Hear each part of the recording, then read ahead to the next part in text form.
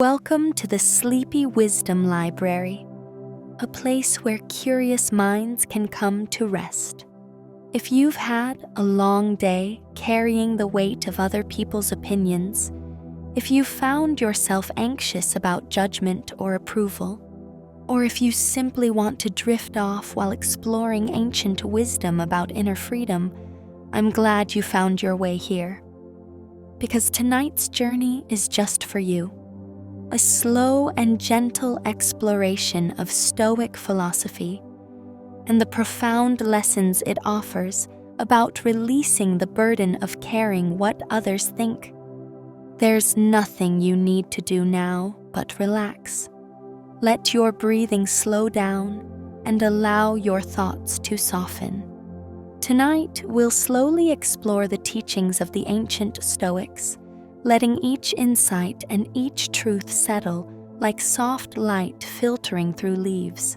Some of what you hear may feel familiar, like returning to a wisdom you've always known. Other moments may surprise you, offering new perspectives on the prison we build from others' opinions and the freedom that waits when we finally let go. If these quiet explorations help you rest, feel free to like and subscribe, or share a thought below. It helps others find their way here as well, one weary soul at a time. But for now, simply settle in. Let the calm of ancient wisdom surround you. Let the weight of approval seeking fade away. And if you're ready, let's begin. The Stoics understood something profound about human nature. They recognized that we are social creatures, born into communities, dependent on others for our survival and flourishing. Yet they also saw clearly how this natural inclination toward connection could become distorted into something that causes tremendous suffering. The need for others' approval, the fear of their judgment, the constant monitoring of their opinions about us. These become chains that bind us to external circumstances we cannot control, robbing us of the very freedom and peace that makes life worth living. Marcus Aurelius, the Roman emperor who ruled from 161 to 180 of the Common Era, lived a life where other people's opinions could have destroyed him. He faced constant judgment, criticism, political intrigue, and the ever-present danger that comes with power. Senators questioned his decisions. Military commanders doubted his strategies. The common people complained about taxes and wars. He navigated betrayals and political threats throughout his reign. If anyone had reason to be consumed by what others thought, it was Marcus. Yet in his private journal, now known as the Meditations, he wrote something remarkable. He wrote, "I have often wondered how it is that every man loves himself more than all the rest of men, but yet sets less value on his own opinion of himself than on the opinion of others." Think about that for a moment. Let it settle into your awareness. We claim to love ourselves, to care about our own well-being, and yet we give more weight to a stranger's passing thought about us than to our own carefully considered judgment of ourselves. This observation cuts to the heart of a peculiar kind of suffering. We abandon our own inner authority, our own sense of what is right and good, in favor of the shifting, unreliable, often uninformed opinions of people around us. People who may not know us, people who may not care about us, people who are themselves confused, biased, and struggling with their own fears and insecurities. We make these unstable external judgments the foundation of our peace, and then wonder why we feel so anxious, so uncertain, so unable to rest. the Stoics offered a different path, not a path of isolation or indifference to others, but a path of inner authority grounded in virtue. A path that recognizes what is truly within our control and what is not. A path that frees us from the exhausting work of managing others' perceptions and allows us to focus instead on the quality of our own character, the integrity of our own actions, the wisdom of our own choices. Let's begin this journey where the Stoics themselves began, with a fundamental insight about the nature of control. Epictetus was born into slavery around 50 years after the Common Era began, in Hierapolis, a city in Phrygia which is now part of modern Turkey.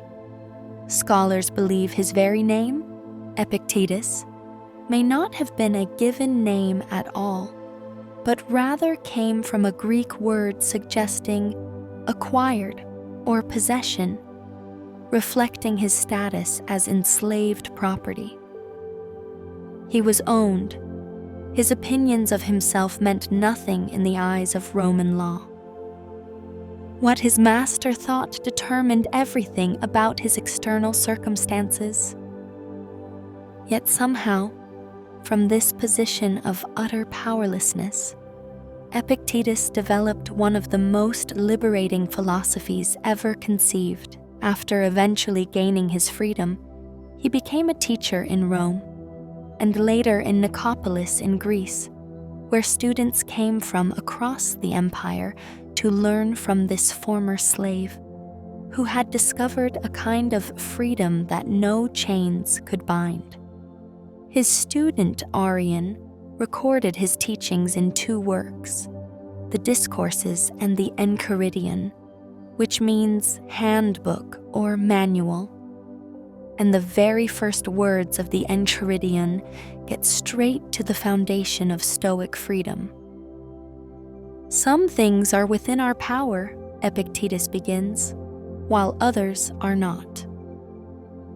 Within our power, he explains, are our own opinions, our motivations, our desires, our aversions. In a word, whatever is of our own doing. Not within our power are our body, our property, our reputation, our office. In a word, whatever is not of our own doing. This might seem like a simple distinction at first, almost obvious. But if you really consider what Epictetus is saying, it's revolutionary. He's telling us that reputation, that thing we obsess over, that source of so much anxiety and effort, is fundamentally outside our control. We can influence it, perhaps, but we cannot control it. Other people's opinions of us belong to them, not to us. They arise from their perceptions, their biases, their moods, their histories, their limited information about who we really are. What we can control is much smaller but infinitely more precious. We can control our own judgments about things. We can control our own intentions and efforts. We can control how we respond to circumstances. We can control the quality of our character, whether we act with wisdom, courage, justice, and temperance in any given moment. Epictetus drives this point home with uncompromising clarity. If you treat things that are not in your power as though they were, he warns, you will be hindered. You will lament. You will be disturbed. You will find fault with both gods and men. But if you understand that only what is truly yours belongs to you, and that what belongs to others is what it is, then no one will ever compel you. No one will hinder you. You will find fault with no one. You will do nothing against your will. You will have no enemies, and you will not be harmed. Imagine living with that kind of freedom. No enemies, not because everyone loves you, but because you've stopped making their approval the source of your peace. No harm, not because nothing bad ever happens, but because you've recognized that your inner citadel, your character and choices, cannot be touched by external circumstances.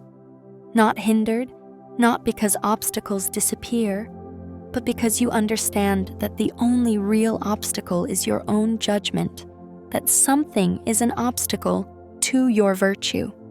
This teaching, this fundamental distinction between what we control and what we don't, is called the dichotomy of control. In Greek, Epictetus used the phrase ephemein, which translates as up to us or within our power. It emphasizes causality and responsibility. There are things that depend on us, and there are things that don't. And wisdom, true wisdom, lies in knowing the difference. When we care deeply about what others think of us, we've crossed this boundary. We've taken something that is fundamentally not up to us, someone else's opinion, and we've made it the foundation of our emotional state. We've given away our freedom to people who may not even know they have it. We've become slaves to judgments we cannot control.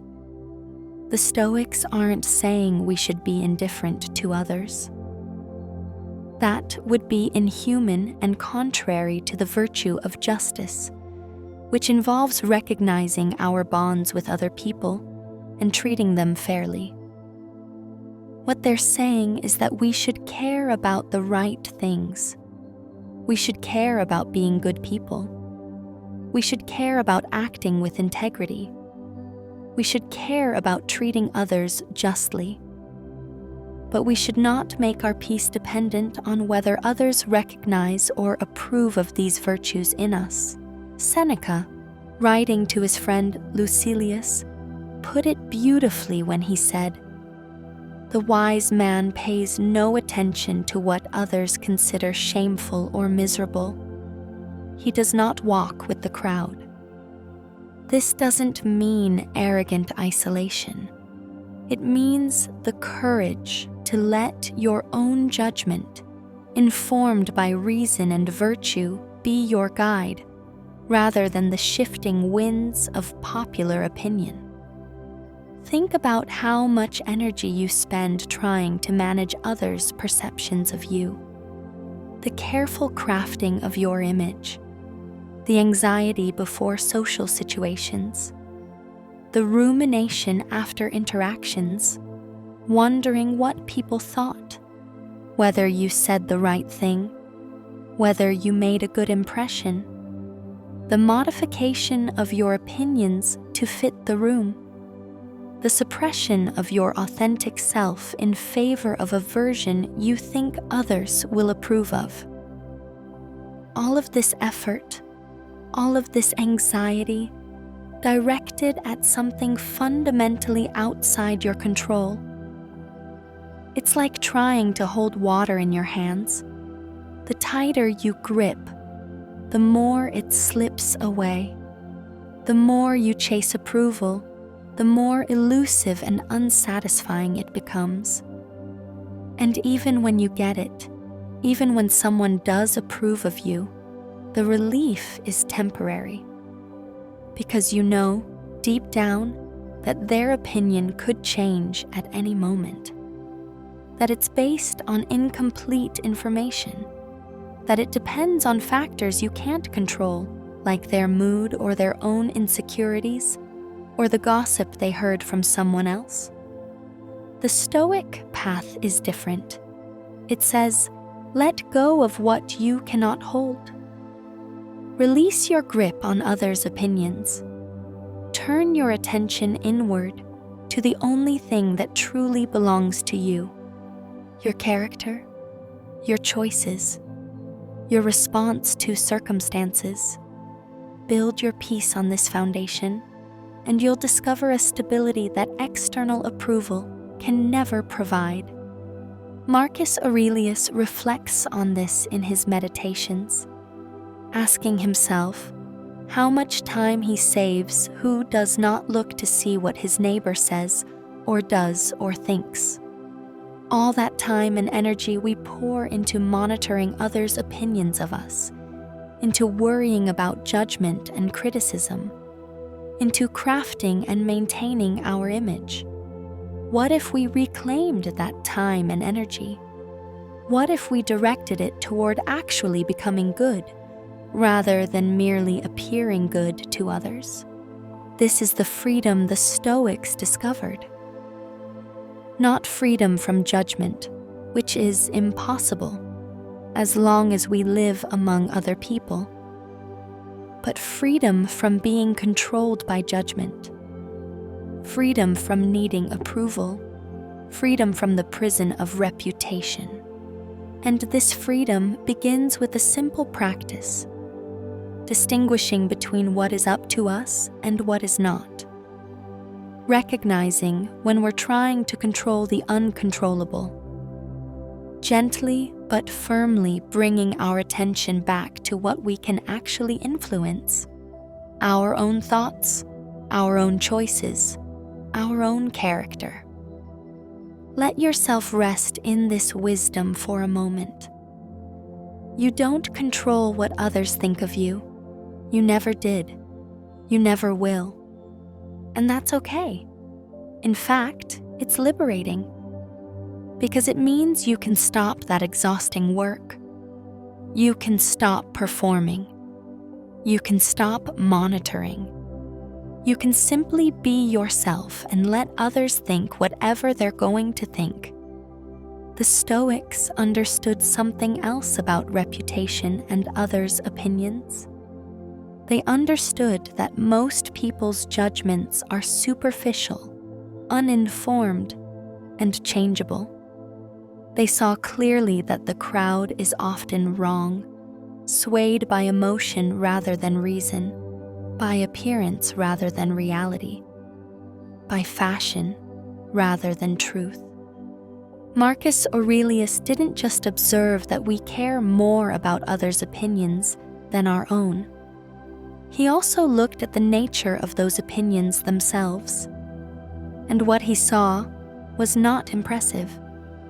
In his Meditations, he writes with brutal honesty about the people whose approval we so desperately seek.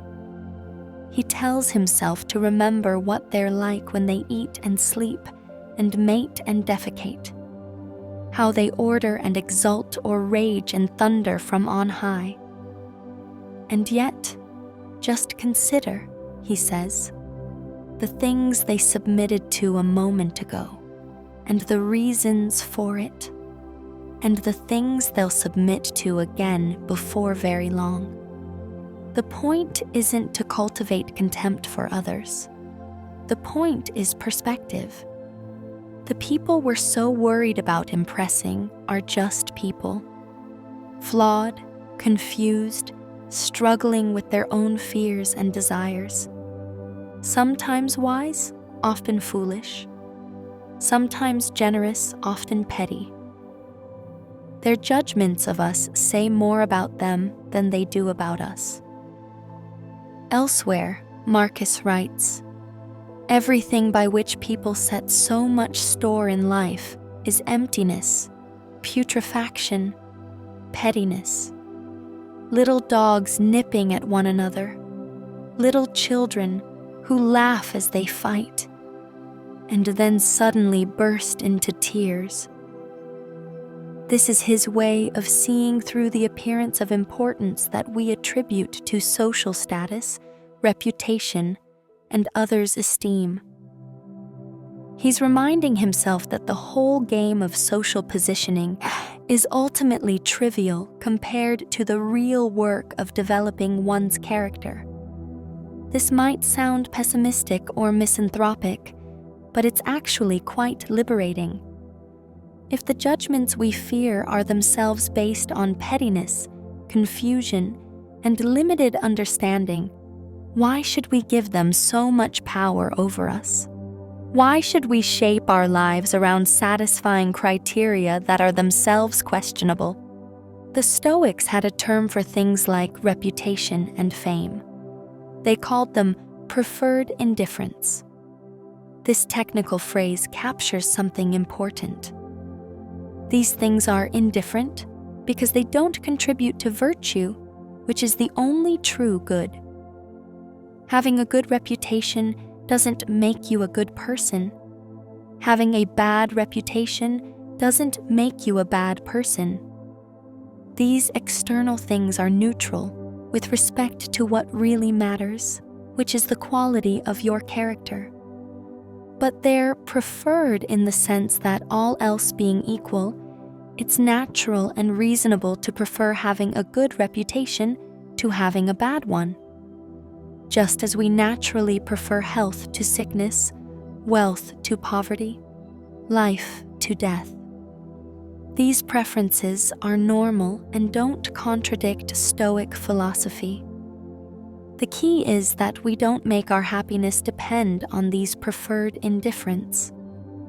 We don't sacrifice our virtue to attain them. We don't let their absence destroy our peace. So yes, it's fine to prefer that people think well of you, but that preference should be light, easily released. It should never become a need, never become an addiction, never become the standard by which you measure your worth. Marcus understood this deeply. As emperor, he could have lived for the applause of the crowd. He could have made popular decisions, pursued glory, cultivated his image as the masses wanted to see it. Instead, he wrote in his private journal, "What is to be prized? An audience clapping? No, no more than the clacking of their tongues, which is all that public praise amounts to, a clacking of tongues." Think about that image. All the praise, all the admiration, all the good opinions that people might express about you. At its essence, it's just the physical movement of tongues and vocal cords producing sounds. Or in our modern world, fingers tapping on screens, creating pixels that briefly catch your attention. The substance of it is almost nothing. Just air vibrating, just light flickering, gone in moments. Why build your life around it? This doesn't mean you should be rude or antisocial or deliberately provocative. The Stoic virtue of justice requires treating others with respect and kindness. But it means you should be free. Free to speak truth even when it's unpopular. Free to make the right choice even when it's criticized. Free to be yourself even when others don't understand or approve. Seneca writes, "The man who has virtue is in need of nothing whatever for the purpose of living well. If you are wise, courageous, just, and temperate, you have everything you need for a good life. You don't need others' recognition of your wisdom. You don't need applause for your courage. You don't need praise for your justice. The virtue itself is its own reward. The good life is the virtuous life, regardless of whether anyone notices or approves." This is perhaps one of the most countercultural aspects of Stoicism. We live in a world obsessed with optics, with image, with personal branding, with likes and followers and validation. We are constantly told that what matters is how others perceive us, that success means being seen, being recognized, being admired. The Stoics completely invert this. They say the only audience that matters is your own conscience. The only approval you need is the knowledge that you're living according to virtue. Marcus puts it starkly. The object of life is not to be on the side of the majority, but to escape finding oneself in the ranks of the insane. Majority opinion is often wrong. History shows this again and again. The crowd condemned Socrates to death. The crowd can be manipulated, swayed by demagogues, driven by emotion rather than reason. If you make your choices based on what will be popular, you may well find yourself doing things that are unjust, unwise, cowardly, or intemperate. Better to stand alone in virtue than to join the crowd in vice. This requires real courage, the kind of courage that doesn't show up on battlefields or in dramatic moments, but in the quiet daily choice to let your own judgment guide you rather than others' opinions. To speak up when everyone else is silent. To remain silent when everyone else is shouting. To live according to your values even when it makes you unpopular. And here's what the Stoics discovered. When you stop needing approval, something remarkable happens. You become more genuinely yourself, more authentic, more at peace. The constant background anxiety about judgment fades. You can engage with others without that layer of performativity, that calculation about how you're being perceived. Paradoxically, you often become more likable because people sense the absence of neediness, the presence of genuine self-possession. But even if that doesn't happen, even if standing in your truth makes you less popular, you'll have something more valuable. You'll have your integrity. You'll have the knowledge that you're living according to your own understanding of what's right, not according to the crowd's shifting standards. You'll have freedom. Let yourself feel that possibility. What would it be like to go through your day without constantly monitoring what others think of you? To speak without worrying whether people will approve? To make choices based on your own judgment rather than social pressure?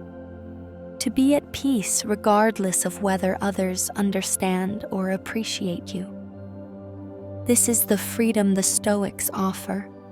And it begins with seeing clearly that others' opinions are not within your control, and that even if they were, they wouldn't be worth controlling. Because the approval of confused people is itself confusing. The admiration of those who admire the wrong things is not worth having. Better to be criticized for doing right than praised for doing wrong. When someone criticizes you, when someone expresses a negative opinion about you, the Stoic response is not to become defensive, or to retaliate or to crumble. The Stoic response is to examine whether the criticism is justified. Marcus Aurelius counsels himself on exactly this point.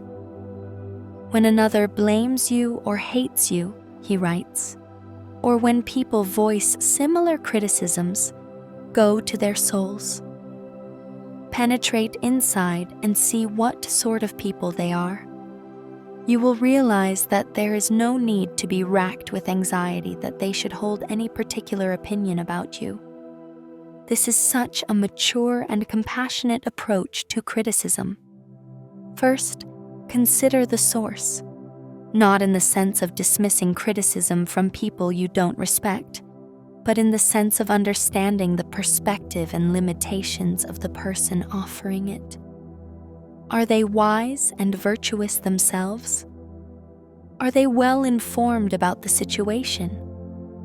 Are they speaking from genuine concern or from their own pain and insecurity? Understanding the source helps you gauge the weight to give their opinion. But second, and more importantly, check whether their criticism is actually valid. If someone points out that you've acted unjustly, examine whether they're right. If they are, you've received a gift. They've helped you see where you've fallen short of virtue, and now you can correct course. If they're wrong, well, their incorrect opinion doesn't change reality. You can let it go. Epictetus teaches this beautifully. If someone is able to show me that what I think or do is not right, he says, I will happily change, for I seek the truth, by which no one was ever truly harmed. It is the person who continues in his self-deception and ignorance who is harmed. Notice the complete absence of ego in this statement. Epictetus isn't concerned with defending his image or his reputation. He's concerned with truth and virtue. If he's wrong about something, he wants to know. Being corrected is not a threat to his sense of self-worth.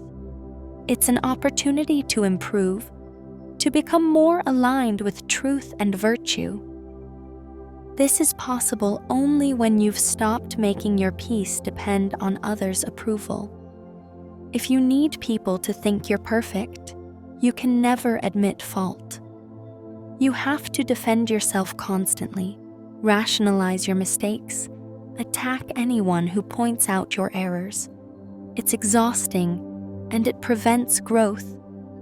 But if your peace is grounded in the commitment to virtue rather than in reputation, criticism becomes useful. It's just information that might help you become better. Of course, not all criticism is valid or offered in good faith. Sometimes people criticize out of jealousy, misunderstanding, or malice. The Stoic approach is to examine such criticism calmly, extract any kernel of truth that might be there, and let the rest go. You don't need to convince the critic that they're wrong. You don't need to defend yourself. You don't need to be upset. You just need to check your own conscience, make any necessary adjustments, and continue living according to virtue. Marcus models this when he writes, whenever you are about to find fault with someone, ask yourself the following question: what fault of mine most nearly resembles the one I am about to criticize? This is the inverse of receiving criticism. When you're tempted to judge someone else, check yourself first. Often, what bothers us about others reflects something in ourselves. And even when it doesn't, recognizing our own fallibility helps us approach others with humility rather than harsh judgment. The Stoics understood that we're all struggling. We're all imperfect. We all make mistakes. Having compassion for yourself and others doesn't mean excusing wrongdoing. It means recognizing the common humanity in error and staying focused on improvement rather than condemnation. This applies equally to praise. Just as criticism should be examined rather than automatically accepted or rejected, praise should be received with equanimity. If someone praises you for a genuine virtue, you can accept it calmly without letting it inflate your ego. If they praise you for something trivial or for the wrong reasons, you can recognize that their praise says more about their values than about you. The key is maintaining that inner authority, that ability to judge yourself according to the standard of virtue rather than according to others' reactions. Am I being wise? Am I being courageous? Am I being just? Am I being temperate? These are the questions that matter. Not, do people like me? Not, am I impressing anyone? Not, what do they think of me? Seneca writes in his letters that we should live as if someone we respect were watching us. Not because we need their approval, but because imagining such observation helps us maintain our own standards. We should be, he says, our own hardest judge. And if we are, others' judgments become almost irrelevant. We've already held ourselves to a higher standard than they likely will. This internal judgment should be honest but not harsh. The Stoics weren't advocating for brutal self-criticism or perfectionism. They recognized that we're human, that we'll make mistakes, that growth is a process. The point is to care more about your own assessment, grounded in reason and virtue, than about others' assessments, which may be grounded in all sorts of questionable criteria. When you live this way, something shifts. Criticism still happens. Praise still happens. But neither one has the power to disturb your peace. You've found a stability that doesn't depend on others' opinions. You've built your house on bedrock rather than on sand. And this is when you can truly engage with others authentically. Not from a place of needing something from them, not from a place of fear about their judgment, but from a place of genuine interest and care. You can listen to feedback without being defensive, because you're not threatened by it. You can offer your own thoughts without worrying about being judged, because you've already judged yourself by the standard that matters. The Stoics called this inner freedom ataraxia, a Greek word meaning tranquility or unperturbedness. It's a peace that comes from aligning yourself with what you can control, from living virtuously, from being indifferent to externals like reputation. It's not the absence of challenges or criticism. It's the presence of an unshakable center, a part of you that remains calm and clear regardless of what storms rage outside. This is what awaits when you stop caring what others think. Not coldness or isolation, but a deep, resilient peace. A freedom to be fully yourself. A release from the prison of performance and image management. A return to what actually matters, the quality of your character and the wisdom of your choices. At the heart of Stoic philosophy lies the concept of virtue. This isn't virtue in the modern sense of sexual morality or prudishness. For the Stoics, virtue meant excellence of character, the perfection of human rationality, living in accordance with nature and reason. And they believed that virtue is the only true good, the only thing that unfailingly contributes to a well-lived life. The Stoics identified 4 cardinal virtues, though they emphasized that these 4 work together as a unity. You can't truly have one without the others. These virtues are wisdom, courage, justice, and temperance. Let's explore each one and see how they relate to the question of caring what others think. Wisdom, the first virtue, is about seeing reality clearly and making sound judgments. It's the ability to distinguish what's truly good, what's truly bad, and what's neither good nor bad but indifferent. This last category, the indifference, includes most of what people chase after: wealth, health, reputation, pleasure. These things aren't good or bad in themselves. They can be used well or poorly. What matters is how you relate to them.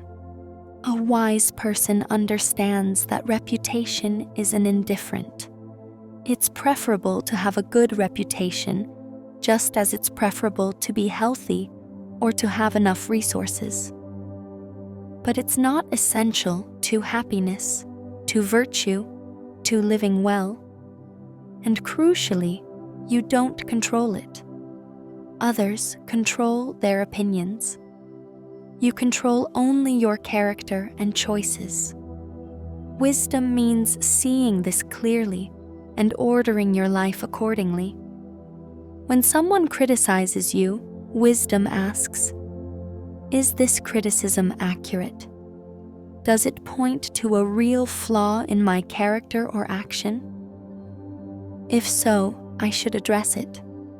If not, I can dismiss it without disturbance. When someone praises you, wisdom asks, am I being praised for something genuinely virtuous, or for something merely popular or impressive? Am I in danger of becoming attached to this praise, of needing it? Wisdom also means understanding human nature. Marcus Aurelius practiced this when he would remind himself each morning about the people he'd encountered during the day. Tell yourself at daybreak, he wrote, I shall meet with meddling, ungrateful, violent, treacherous, envious, and unsociable people. They are subject to these faults because they don't know the difference between good and bad. This isn't pessimism. It's realism grounded in compassion. People who criticize you unfairly, who judge you harshly, who misunderstand you, are acting from their own confusion. They don't know what's truly good. And knowing this, you can respond with patience rather than with the need to correct their misperception or win their approval. Wisdom sees that seeking others' approval is ultimately irrational. It's trying to control what you can't control. It's staking your happiness on something unstable and unreliable. It's caring more about appearance than reality. The wise person focuses instead on what's actually within their power, becoming genuinely good, not merely looking good to others.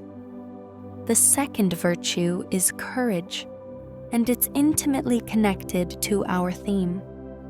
Courage isn't just about facing physical danger or dramatic challenges.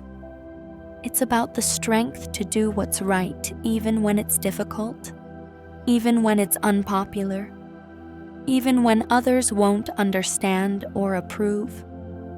It takes courage to be yourself in a world that constantly pressures you to conform. It takes courage to speak an unpopular truth. It takes courage to admit when you're wrong. It takes courage to pursue virtue even when vice would be more immediately rewarding or more socially acceptable. And it takes courage to release your grip on others' opinions, to stand on your own judgment, to face potential disapproval or misunderstanding or rejection. The Stoics subdivided courage into several qualities: endurance, confidence, high-mindedness, cheerfulness, and industriousness. Each of these relates to our ability to live independently of others' judgments. Endurance means persisting in virtue even when criticized or opposed. Confidence means trusting your own reasoned judgment even when others disagree. High-mindedness means not being pulled down by petty concerns like gossip or reputation. Cheerfulness means maintaining a positive spirit regardless of external circumstances, including others' opinions, and industriousness means continuing the work of self-improvement and virtuous action, whether or not anyone notices or appreciates it. Seneca wrote that it takes courage to be great, to stand apart from the crowd, to live by your own standards. Fortune can take away riches, he said, but not courage. No one can take your courage from you. It's yours, grounded in your choices, your character, your commitment to virtue. And when you have this courage, the opinions of others lose their power to intimidate you. Think about the people you most admire. Chances are, they showed courage in standing by their principles, even when it was unpopular. They didn't bend themselves into shapes that would please the crowd. They didn't sacrifice their truth for approval. They had the courage to be themselves, to speak their truth, to live their values. And ironically, it's often this very courage, this independence from others' opinions, that makes them admirable. When you cultivate courage, you find that fear of judgment begins to loosen its grip. You can ask yourself, what's the worst that happens if someone disapproves of me? They think poorly of me. They criticize me. They reject me. And then what? How does that actually harm me? It doesn't touch my character. It doesn't prevent me from being virtuous. It might be uncomfortable, but it can't destroy what matters most. This perspective doesn't eliminate the sting of criticism or rejection.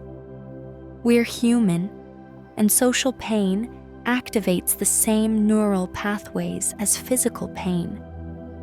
But it does put that pain in context. It reminds you that you can endure it, that it won't destroy you, that your worth isn't determined by others' opinions. And over time, with practice, the sting becomes less intense. You become resilient, strong, free.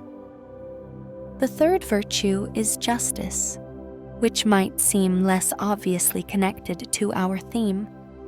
Justice means treating others fairly, fulfilling your duties, recognizing your bonds with other people, contributing to the common good. But it's deeply relevant to the question of caring what others think. First, justice reminds us that we're not isolated individuals. We live in communities. We have responsibilities to others.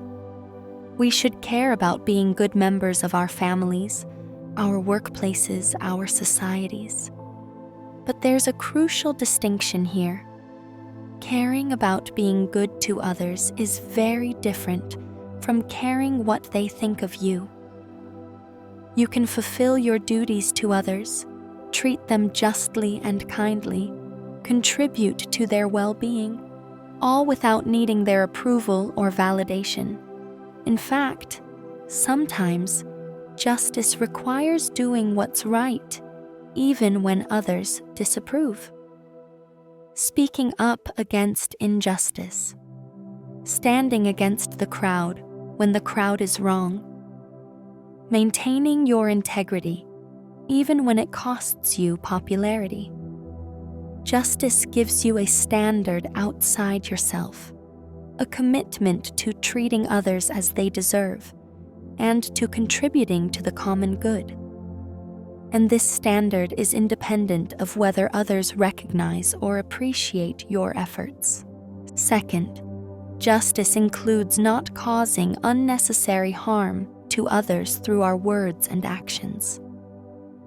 This means we shouldn't be cruel or deliberately provocative just to prove we don't care what people think. The goal isn't to maximize offense or to flaunt our independence. The goal is to live virtuously, which includes treating others with respect even when we disagree with them or when they disapprove of us. Marcus Aurelius emphasized this aspect of justice beautifully. "We were born to work together like feet, hands, and eyes," he wrote, "like the two rows of teeth, upper and lower. To obstruct each other is unnatural. To feel anger at someone, to turn your back on him, these are unnatural. This doesn't mean we need everyone's approval. It means we recognize our interconnection and act accordingly, with kindness and fairness, even toward those who judge us harshly." Third, justice helps us see that part of caring what others think is often about status, about positioning ourselves above others, about winning some kind of social competition. When you commit to justice, you recognize that you're not better than others, not competing with them, not trying to prove your superiority. You're simply trying to do your part, to contribute what you can, to treat others fairly. This naturally reduces the ego-driven aspects of reputation seeking. The Stoics taught that we're all part of a larger whole, like cells in a body or citizens in a city. Your worth doesn't come from how you compare to others or what they think of you. It comes from fulfilling your role with virtue, from being a good person among other people who are also struggling and trying to live well. This perspective is both humbling and liberating. You don't need to be better than others. You just need to be good. The fourth virtue is temperance, also called moderation or self-control. It's about finding balance, avoiding excess, mastering your desires, rather than being mastered by them. And the desire for approval, for admiration, for status, can become excessive just like any other desire. The Stoics subdivided temperance into good discipline, seemliness, modesty, and self-control. Each of these helps us maintain a healthy relationship with others' opinions. Good discipline means training yourself not to be swayed by praise or blame, maintaining your focus on virtue. Seemliness means acting appropriately in social situations without becoming obsessed with appearance. Modesty means not seeking attention or acclaim, being content to do good without being recognized for it. And self-control means managing your emotional reactions to judgment and criticism. Seneca taught that true wealth is having what's essential and being content with enough. This applies to approval as much as to material goods. You don't need everyone's admiration. You don't need constant validation. You don't need your ego fed by praise. You need only the knowledge that you're living well, that you're doing your best to be wise, courageous, just, and temperate. That's enough. That's abundance. When you practice temperance with respect to others' opinions, you find a lightness, a freedom from the constant craving for approval or the constant fear of judgment. You can receive praise without becoming inflated. You can receive criticism without deflating.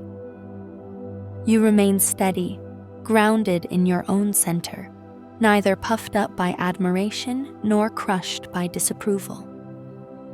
Aristotle, though not a Stoic, taught something the Stoics embraced: virtue as a mean between extremes. Courage is the mean between cowardice and recklessness. Generosity is the mean between stinginess and wastefulness. Similarly, the right relationship to others' opinions is a mean. On one extreme is desperate need for approval, people-pleasing, shape-shifting to gain acceptance. On the other extreme is arrogant disregard for all feedback, stubborn refusal to consider others' perspectives, deliberate provocation. The virtuous mean is caring about being a good person while being indifferent to whether others recognize or approve of your goodness. The four virtues work together. You need wisdom to understand what deserves your concern and what doesn't. You need courage to stand by that understanding even when it's difficult. You need justice to treat others well, regardless of their opinions of you. And you need temperance to avoid excessive desire for approval or excessive concern about judgment. Together, these virtues create a character that's both strong and kind, both independent and connected, both free and responsible. The Stoics believed that if you develop these virtues, you have everything you need for a good life. External things like wealth, health, and reputation are nice to have, but they're not necessary. They come and go based on circumstances beyond your control. But virtue, character, the quality of your soul, this is always within your reach. This is what you can cultivate, regardless of what others think or say or do. And here's the beautiful paradox. When you stop caring so much about being admired and start caring about being admirable, when you stop focusing on reputation and start focusing on character, you often become the kind of person who is genuinely worthy of admiration. Not because you're seeking it, but because virtue has its own gravity.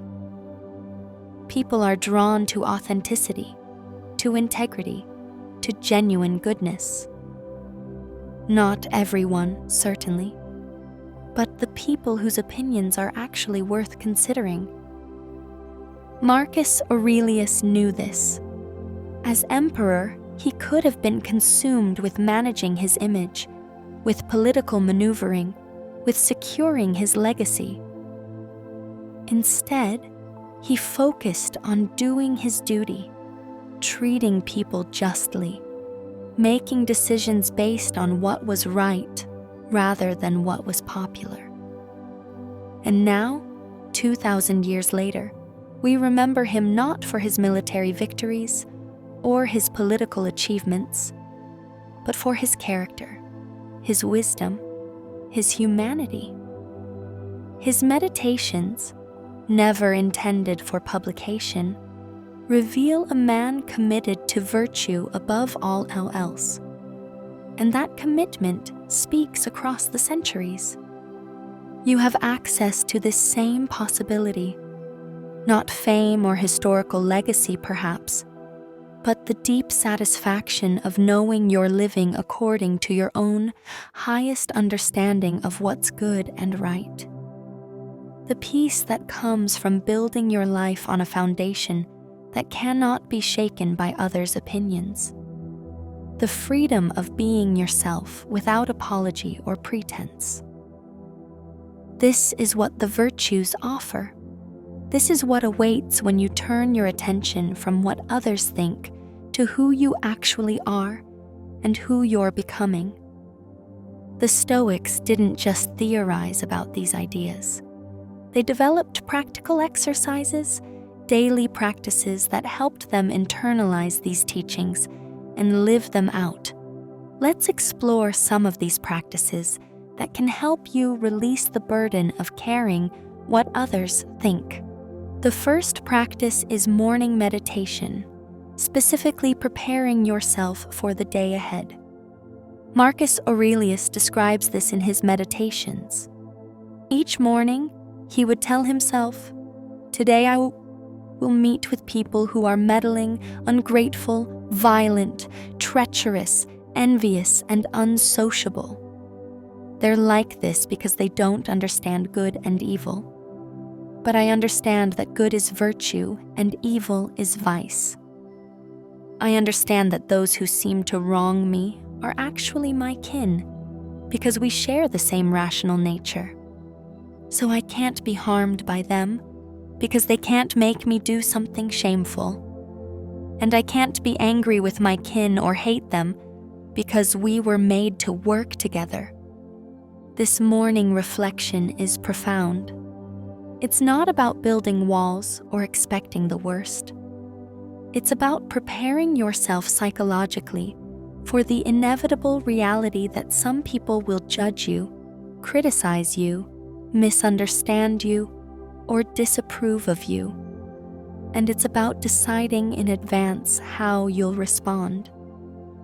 Not with anger or hurt or desperate efforts to change their minds, but with understanding, patience, and a commitment to your own virtue. You can adapt this practice for yourself. Each morning, before the day's interactions begin, take a few moments to remind yourself. Today, some people may disapprove of me. Some may criticize me. Some may misunderstand me. And that's okay. Their opinions don't determine my worth. My character does. I will focus on being wise, courageous, just, and temperate, regardless of whether anyone notices or approves. This preparation is like putting on armor, not armor that makes you hard or defensive, but armor that protects your peace. When criticism or judgment comes, and it will, you're not caught off guard. You've already decided how to handle it. You've already grounded yourself in what matters. The second practice is evening reflection, reviewing your day with honest self-examination. Seneca describes this practice in his letters. At the end of each day, he would review his actions and thoughts. Where did I fall short of virtue? Where could I have been wiser, more courageous, more just, more temperate? What can I learn from today's challenges? Crucially, this self-examination should use your own standards, your own understanding of virtue, not others' judgments. The question isn't, did people approve of me today? The question is, did I live according to my values today? This practice gradually shifts your internal reference point from external validation to internal integrity. You might ask yourself questions like, when did I feel anxious about others' opinions today? What was I afraid of? Was that fear based on something real and important, or was I giving too much power to others' judgments? When did I act from a place of seeking approval rather than from a place of genuine wisdom or compassion? What would I have done differently if I had been completely free from concern about others' opinions? This reflection should be honest but kind. You're not beating yourself up. You're learning. You're growing. You're gradually training yourself to care more about virtue than about validation. And over time, this practice changes you. You start to notice patterns. You start to catch yourself in moments when you're about to compromise your truth for approval. And gradually, those moments become less frequent and less powerful. The third practice is what's sometimes called negative visualization, a technique rooted in Stoic teachings. The idea involves mentally rehearsing potential difficulties before they happen. It's not pessimism, it's preparation. By imagining challenges in advance, you reduce their power to disturb you when they actually occur. Applied to our theme, Negative visualization means imagining scenarios where people judge you, criticize you, reject you, or disapprove of you, not in a way that makes you anxious, but in a way that helps you practice your response. What if someone at work criticizes your ideas in front of others? How will you respond? What if a friend judges your choices? How will you maintain your peace? What if you're excluded or rejected because you stood by your principles? Can you accept that outcome? By visualizing these scenarios and practicing your Stoic response, you build resilience. When something similar actually happens, you're less reactive. You've already thought it through. You've already decided that others' opinions won't control you. You can respond with calm and wisdom rather than with defensiveness or hurt. Seneca taught this practice explicitly. He would tell his students to imagine losing their wealth, their health, their status. Not to make themselves miserable, but to prepare themselves emotionally and to appreciate what they had while they had it. Similarly, you can imagine losing others' approval, and in doing so, you discover that you can survive it. You can even thrive without it. The fourth practice is memento mori, which means remember death or remember that you will die. This might seem morbid, but the Stoics found it profoundly life-affirming. By regularly contemplating your mortality, you gain perspective on what really matters. Death puts everything in context. When you remember that your time is limited, that one day you'll be gone and all of this will be over, do you really want to spend your precious days worrying about what other people think? Do you want to waste your energy on managing your image, seeking approval, avoiding judgment? Or do you want to spend your time becoming the person you want to be, living according to your values, doing what you believe is right and good? Marcus Aurelius frequently reminded himself of death. He would think about how brief life is, how soon he'd be forgotten, how emperors and slaves alike end up as dust. This wasn't depression, it was clarity. It helped him prioritize. It helped him let go of trivial concerns. It helped him focus on virtue because nothing else would last. You can practice this too, not in a morbid way, but as a gentle reminder. This life is temporary. These moments are precious. These days won't come again. Do you want to live them in service to others' opinions? Or do you want to live them as yourself, freely, fully, authentically? When you're tempted to compromise your truth for approval, imagine yourself at the end of your life, looking back. Will you be glad you played it safe, that you shaped yourself to fit others' expectations? Or will you wish you had the courage to be yourself, to speak your truth, to live by your own understanding of what's good and right? Memento mori isn't about fear. It's about clarity. It's about letting the reality of death illuminate the importance of how you live. And when you see clearly that life is short and death is certain, many of your concerns about others' opinions naturally fall away. They're revealed as the distractions they are, pulling you away from what actually matters. The fifth practice is what the Stoics called the view from above, or cosmic perspective. This involves zooming out mentally, imagining yourself from increasing distance and altitude until you see your life in the context of your city, your country, the planet, the cosmos. From this perspective, your concerns about reputation and others' judgments shrink to their proper size. Marcus Aurelius practiced this regularly. He would imagine the vastness of time and space, the countless generations before and after, the enormity of the universe. In that context, what does it matter if someone thinks poorly of you today? What does it matter if you're famous or unknown, praised or criticized? It's all so small, so temporary, so cosmically insignificant. This isn't nihilism, it's perspective.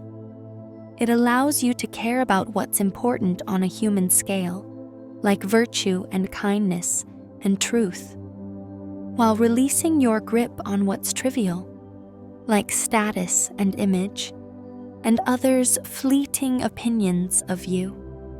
You can zoom back into your daily life with a lighter heart, a freer spirit, less burdened by the weight of concerns that don't really matter in the grand scheme. You can practice this by taking a few moments to imagine yourself from above. See yourself reading these words or listening to this recording. Zoom out to see your room, your building, your neighborhood, your city, your region, your country, your continent, your planet, your solar system, your galaxy. Feel how vast everything is. Feel how brief your life is in comparison.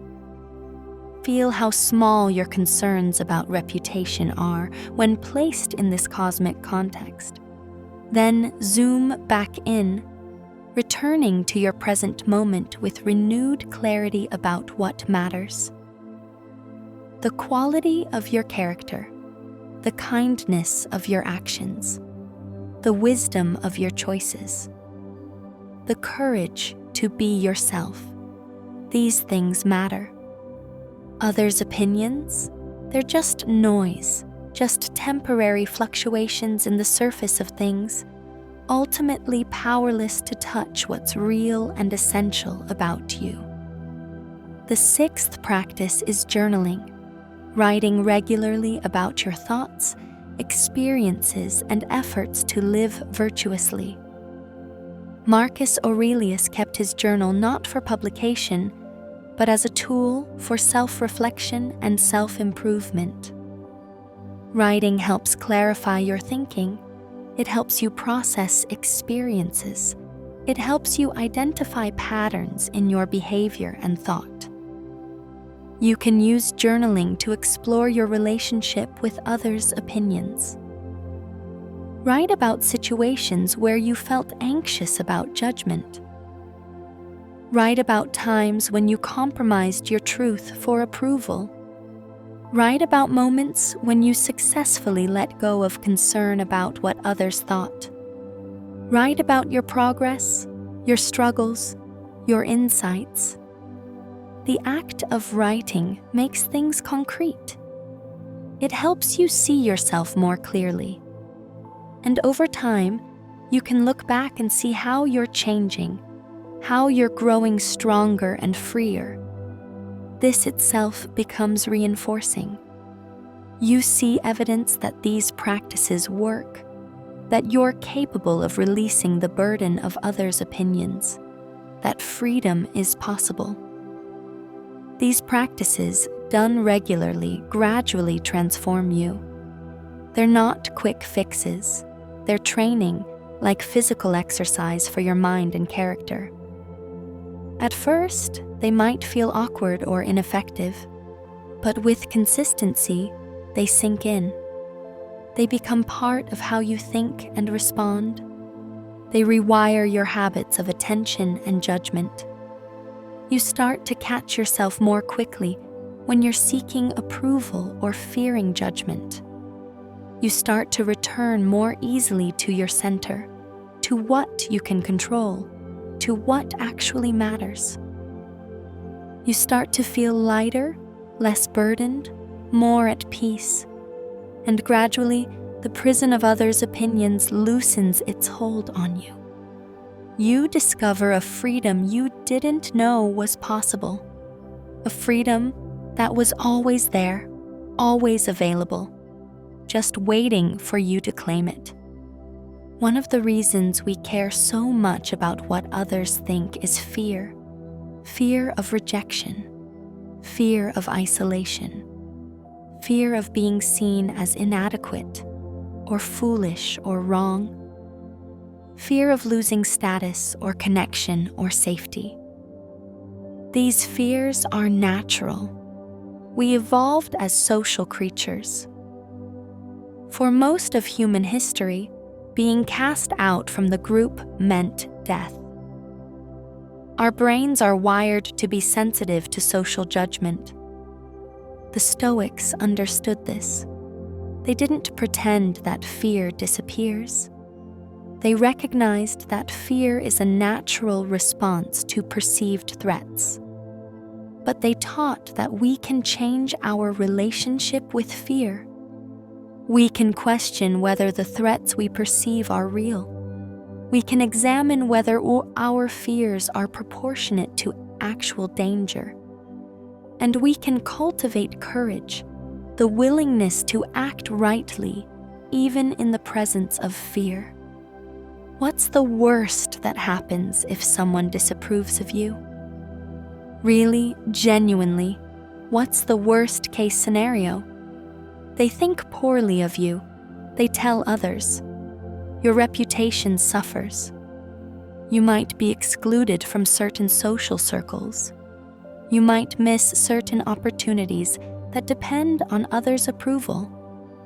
These consequences are real. They can be uncomfortable. But are they catastrophic? Do they actually threaten what matters most? The Stoics would say no. Your virtue, your character, your inner freedom, these cannot be touched by others' opinions. You can be virtuous whether people recognize it or not. You can be at peace whether people approve of you or not. You can live well whether you're praised or criticized. In fact, sometimes the things we most fear actually lead to good outcomes. Being excluded from toxic social circles might be a blessing. Losing opportunities that would require compromising your values might save you from corruption. Being rejected by people who don't understand you might free you to find people who do.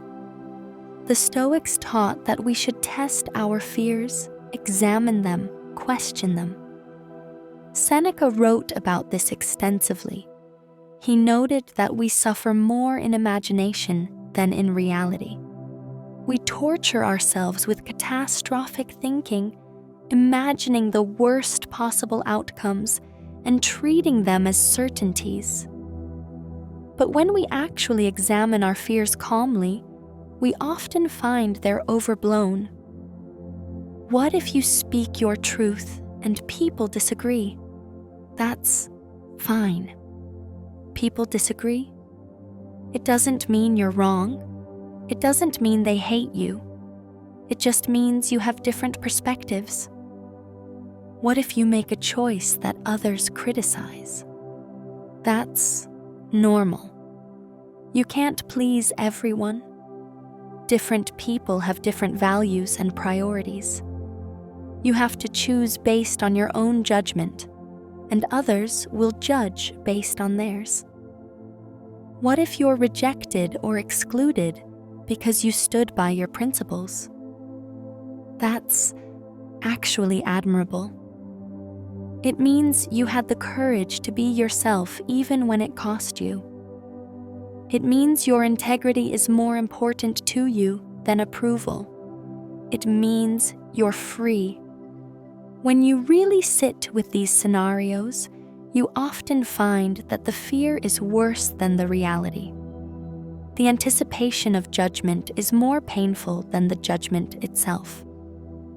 The worry about disapproval is more disturbing than actual disapproval, and this realization itself can be liberating. Epictetus taught his students to practice what he called the preposterous clause. When you're afraid of something, imagine it's already happened. Feel what it would be like. And then ask yourself, can I handle this? Can I survive this? Can I maintain my virtue even in this scenario? Almost always, the answer is yes. And that answer diminishes the fear's power. Yes, it would be uncomfortable if people criticize me, but I can handle discomfort. Yes, it would be disappointing if I'm excluded, but I can handle disappointment. Yes, it would be challenging if my reputation suffers, but I can handle challenge. My peace doesn't depend on avoiding these things. My peace depends on maintaining my virtue regardless of these things. This isn't bravado or denial. It's realistic assessment of what you can actually control and what you can actually handle. You're not pretending that rejection doesn't hurt or that criticism doesn't sting. You're recognizing that you can bear these experiences and remain fundamentally okay. Your worth isn't determined by others. Your happiness isn't controlled by their opinions. You have a center that holds regardless of external circumstances. And here's what's interesting. When you genuinely stop fearing others' judgments, when you've made peace with the possibility of disapproval, you often find that you handle social situations better. Not because you're trying to perform or impress, but because you're relaxed. You're authentic. You're not walking on eggshells or monitoring every word for how it might be received. You're just being yourself, speaking your truth, engaging genuinely. Paradoxically, this often makes you more likable, not less. People sense the absence of neediness and fear. They sense the presence of self-possession and authenticity. And many people are drawn to that. Not everyone, of course. Some people are threatened by those who don't seek approval. Some people only know how to relate through power dynamics of approval and disapproval. But the people whose connection is genuine, whose opinions are actually worth considering, these people often respond well to authentic self-possession. But even if they don't, even if being yourself makes you less popular, you're okay. Because you've already decided that popularity isn't the goal. Virtue is the goal. Truth is the goal. Living authentically is the goal. And these goals are achievable regardless of others' responses. The Stoics also understood that much of our fear about others' opinions is really fear about ourselves. We're afraid that if people judge us harshly, it means the criticism is true. We're afraid that disapproval reveals some inadequacy or flaw that we've been trying to hide or deny. We're afraid that we're not actually good enough, and others' negative opinions will confirm our secret fear. This is why self-examination is so important. If you're honest with yourself, if you know your own strengths and weaknesses, if you're actively working to improve where you fall short, then others' opinions lose much of their sting. You already know where you're imperfect. You're already working on it. Their criticism either points to something you're already aware of, which you can acknowledge and continue working on, or it points to something that's not actually true, which you can dismiss without disturbance. The fear dissolves when you're no longer hiding from yourself. When you can look at yourself clearly, with both compassion and honesty, others' views become much less threatening. You're not defending an illusion or protecting a fragile ego. You're just being human, imperfect, doing your best to improve and live well. And from that grounded place, judgment can't really reach you. Marcus Aurelius reminds himself of this frequently. He writes about the importance of looking within, of knowing yourself, of being honest about your own failings and efforts. When you have this self-knowledge, when you've already judged yourself fairly, others' judgments become almost redundant. They might offer new information occasionally, which you can consider and integrate if it's valid. But they can't shake your fundamental sense of yourself, because that's grounded in reality and self-awareness, not in others' perceptions. This is true freedom, not freedom from judgment, which is impossible, but freedom from being controlled by judgment, from needing approval, from fearing disapproval. Freedom to be yourself, honestly and fully, without pretense or performance. Freedom to speak your truth and make your choices based on your own understanding of what's right and good. Freedom to live virtuously whether anyone notices or not. And this freedom is available to you, not someday when you've achieved some perfect state.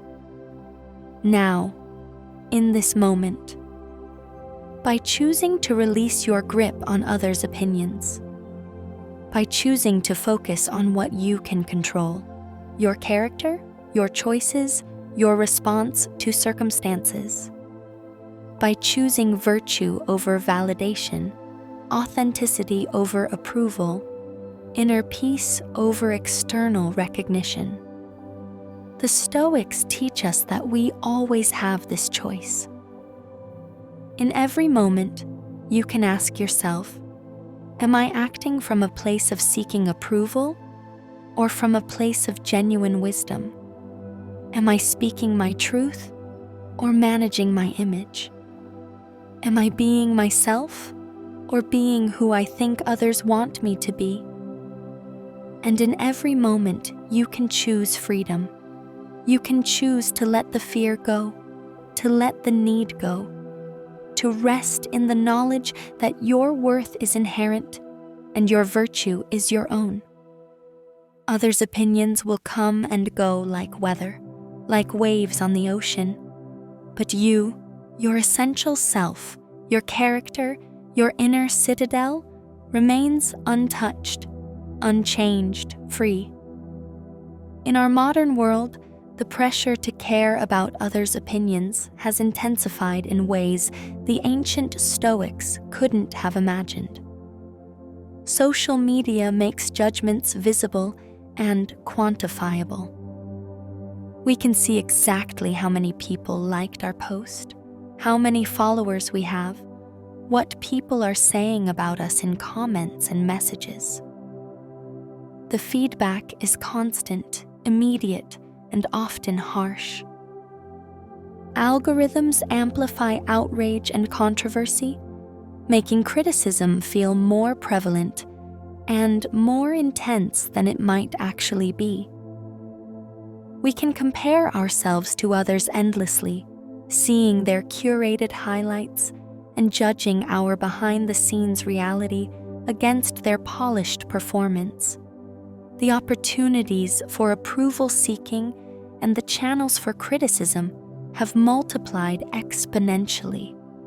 And yet, the Stoic wisdom is more relevant than ever. The fundamental principles haven't changed.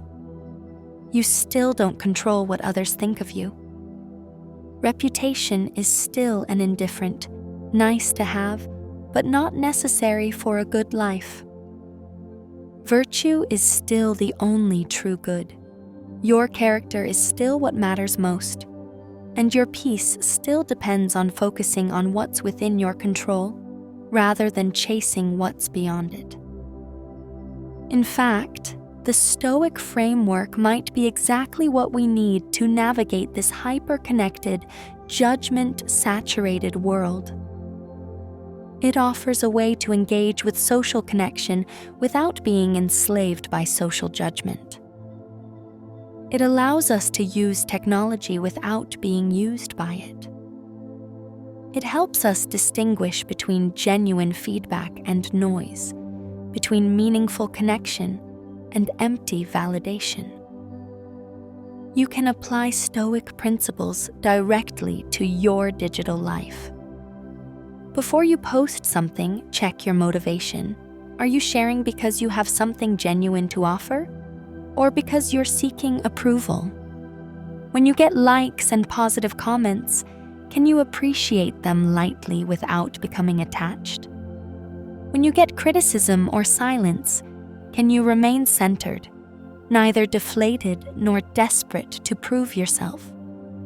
The Stoics would likely view social media as a particularly clear example of trying to control the uncontrollable. You can't control whether people like your post. You can't control whether your content goes viral or vanishes into obscurity. You can't control whether people judge you positively or negatively based on your online presence. All of these things depend on countless factors beyond your influence. Algorithms, timing, others' moods, trends, network effects. What you can control is whether you use these platforms mindfully or compulsively, whether you share things that reflect your genuine self or a carefully crafted image, whether you engage with others kindly or cruelly, whether you allow metrics to determine your mood or maintain your peace regardless of numbers. These are within your power. These are where you can exercise virtue. The Stoics would probably advise using social media sparingly and intentionally, not because it's inherently bad, but because it's so designed to hijack our attention and our need for approval. The platforms profit from keeping us engaged, and they keep us engaged partly by triggering our social instincts, our desire to be liked, our fear of being left out or criticized. Understanding this manipulation helps you resist it. You might ask yourself, do I need to be on social media at all? If you do use it, what purpose does it serve? Connection, learning, sharing your work? Can you use it for these purposes without becoming addicted to the validation it offers? Can you share your truth and then let go of how it's received? Marcus Aurelius didn't have Twitter or Instagram, but he dealt with something similar.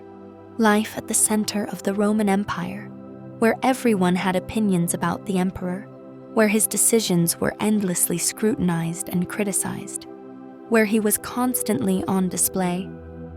And his solution was to turn inward, to remember what mattered, to focus on doing his duty well, rather than on how it was perceived. You can do the same. You can be in the world, engaged with others, using whatever tools and platforms make sense for your life and work. But you don't have to be enslaved by others' judgments. You don't have to check your metrics compulsively or scan the comments anxiously. You don't have to let the number of followers determine your sense of worth. You can use these tools from a place of freedom rather than need. Share what seems valuable to share, then let it go. Engage with others authentically, then release attachment to their response. Create for the sake of creating, express yourself for the sake of truth, connect for the sake of genuine relationship, not for the sake of building a brand or garnering approval. This is countercultural. Our society tells you that what matters is how many people follow you, how influential you are, how impressive your online presence is. The Stoics say something completely different. They say what matters is whether you're living virtuously, whether you're being wise, courageous, just, and temperate, whether you're becoming the kind of person you want to be. And all of that is independent of your follower count, or your viral moments, or your online reputation. In relationships too, Stoic wisdom offers a healthier approach than the modern obsession with others' opinions. Many people shape themselves into whoever they think a romantic partner, friend, or family member wants them to be. They suppress their own preferences, values, and authentic self to avoid conflict or to gain approval. And then they wonder why their relationships feel hollow, or why they're exhausted from the constant performance. The Stoic approach is different. Be yourself, speak your truth. Live according to your values. Treat others with kindness and respect, absolutely. But don't contort yourself to fit their expectations. Don't sacrifice your integrity for their approval. The right people, the people whose connection is genuine and healthy, will appreciate your authenticity. They'll value your honesty. They'll respect your principles even when they differ from their own. And the people who can't accept the real you, the people who need you to be someone you're not, those aren't your people. It's better to be alone and authentic than partnered and pretending. It's better to have a few genuine friends than many shallow connections maintained through performance and people-pleasing. This doesn't mean being rigid or unwilling to compromise in relationships. Part of justice, part of recognizing our bonds with others, is being willing to accommodate, to find middle ground, to sometimes defer to others' preferences in matters that aren't core to our values. But there's a difference between healthy flexibility and self-abandonment, between compromise on logistics and compromise on principles. The Stoics would say, know yourself, know your values, know what's negotiable and what's not. Then engage with others from that grounded place. Be willing to hear feedback and consider criticism. Be open to growth and change, but maintain your inner authority. Judge yourself by the standard of virtue, not by others' approval. And build relationships with people who appreciate the real you, not with people who love the mask you wear for them.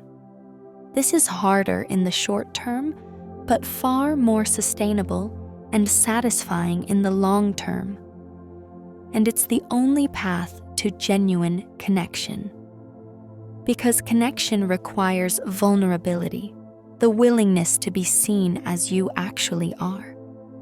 And you can't be vulnerable if you're consumed with managing others' perceptions. You can't be truly known if you're constantly performing a role.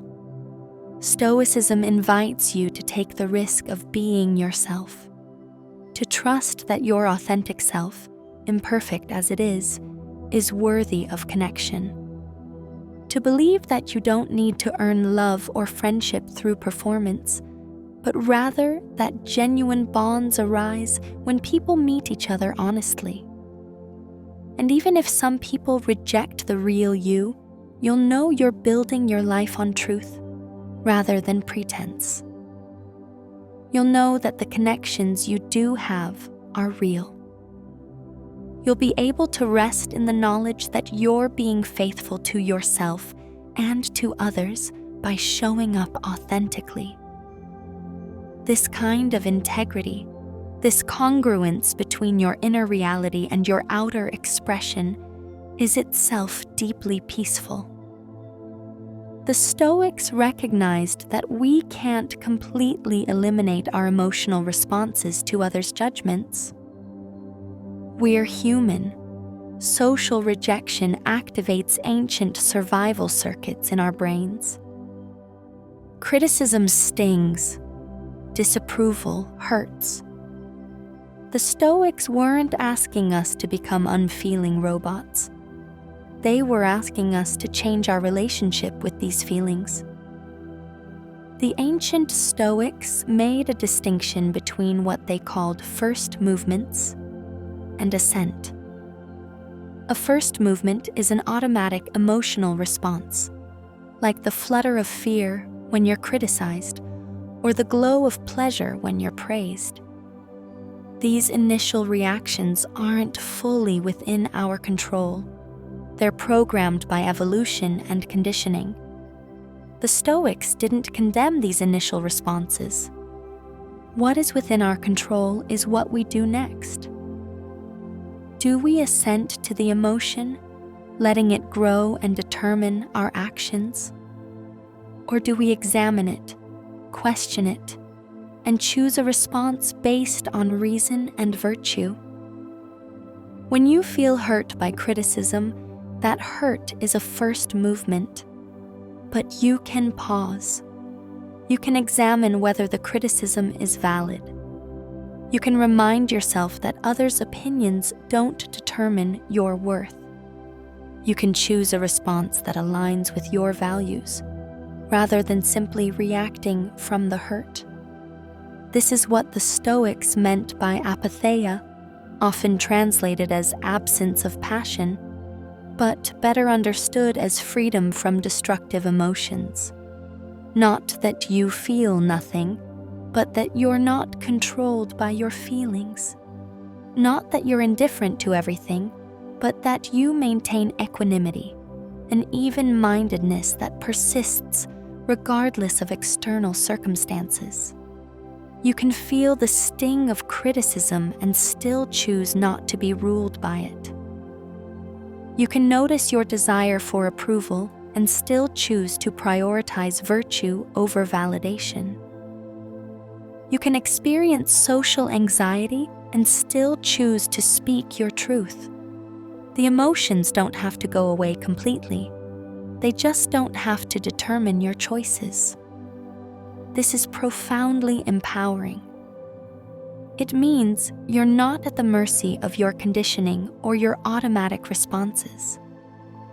You're not a puppet jerked around by others' opinions. You have a space of freedom between stimulus and response, as Viktor Frankl said. And in that space, you can choose based on wisdom, courage, justice, and temperance. Practicing this takes time. At first, you might notice your emotional reactions only after they've already driven your behavior. You spoke defensively because you felt criticized.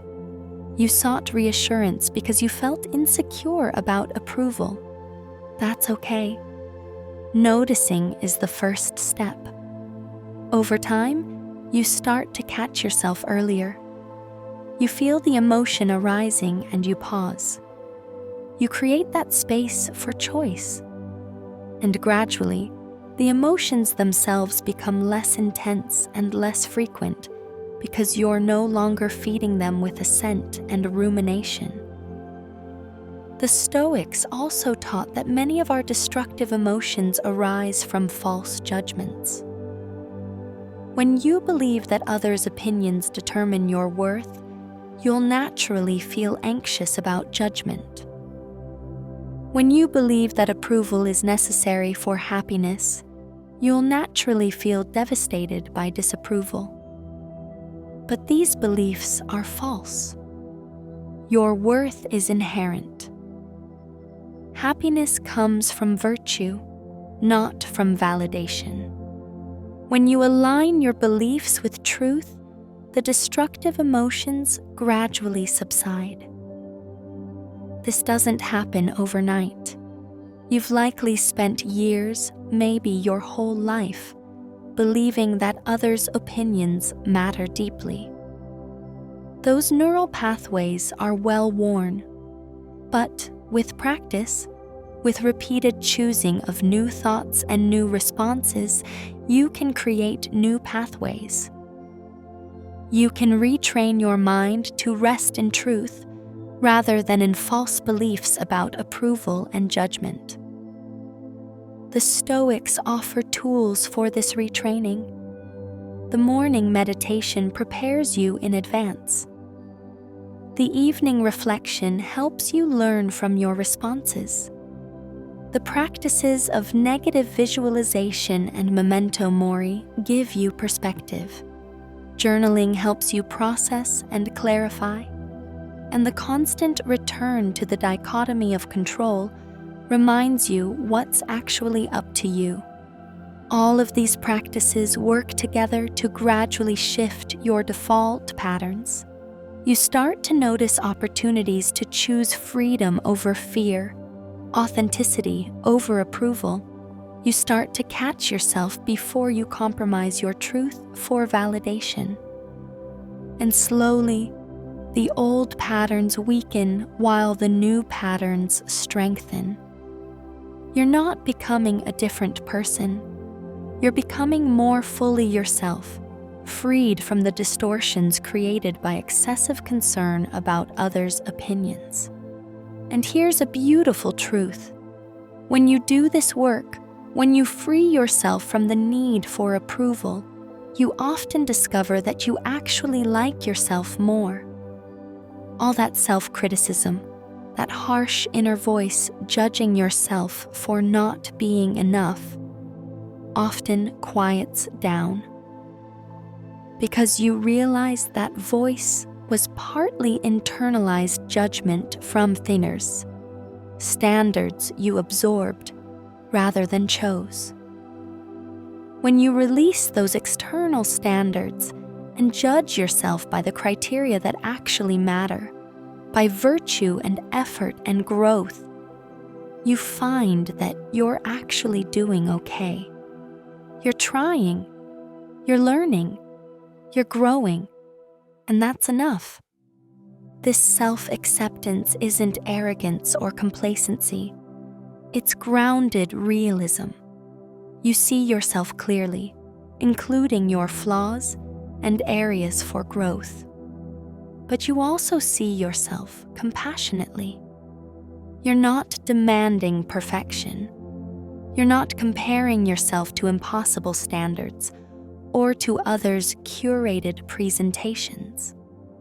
You're just being human, doing your best, learning from mistakes, trying to improve.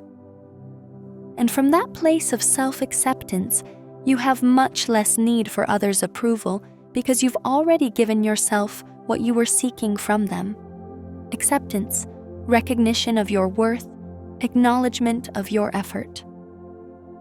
The Stoics discovered that true confidence, true peace, comes not from external validation, but from internal alignment.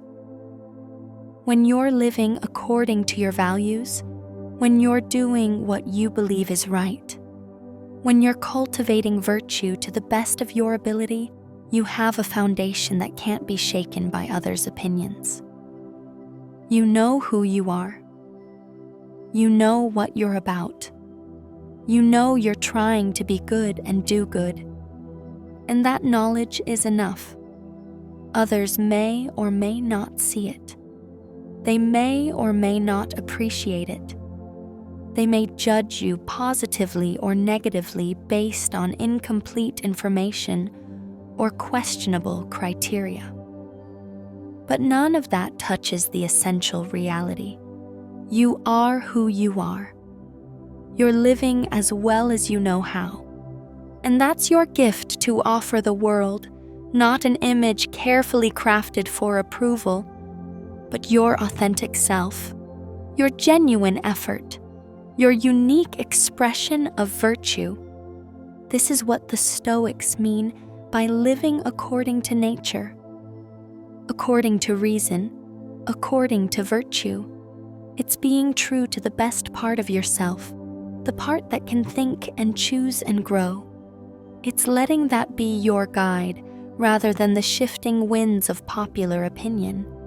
It's trusting your own judgment, informed by reason and virtue, more than you trust the judgments of people who may not know you, may not understand you, may not be wise themselves.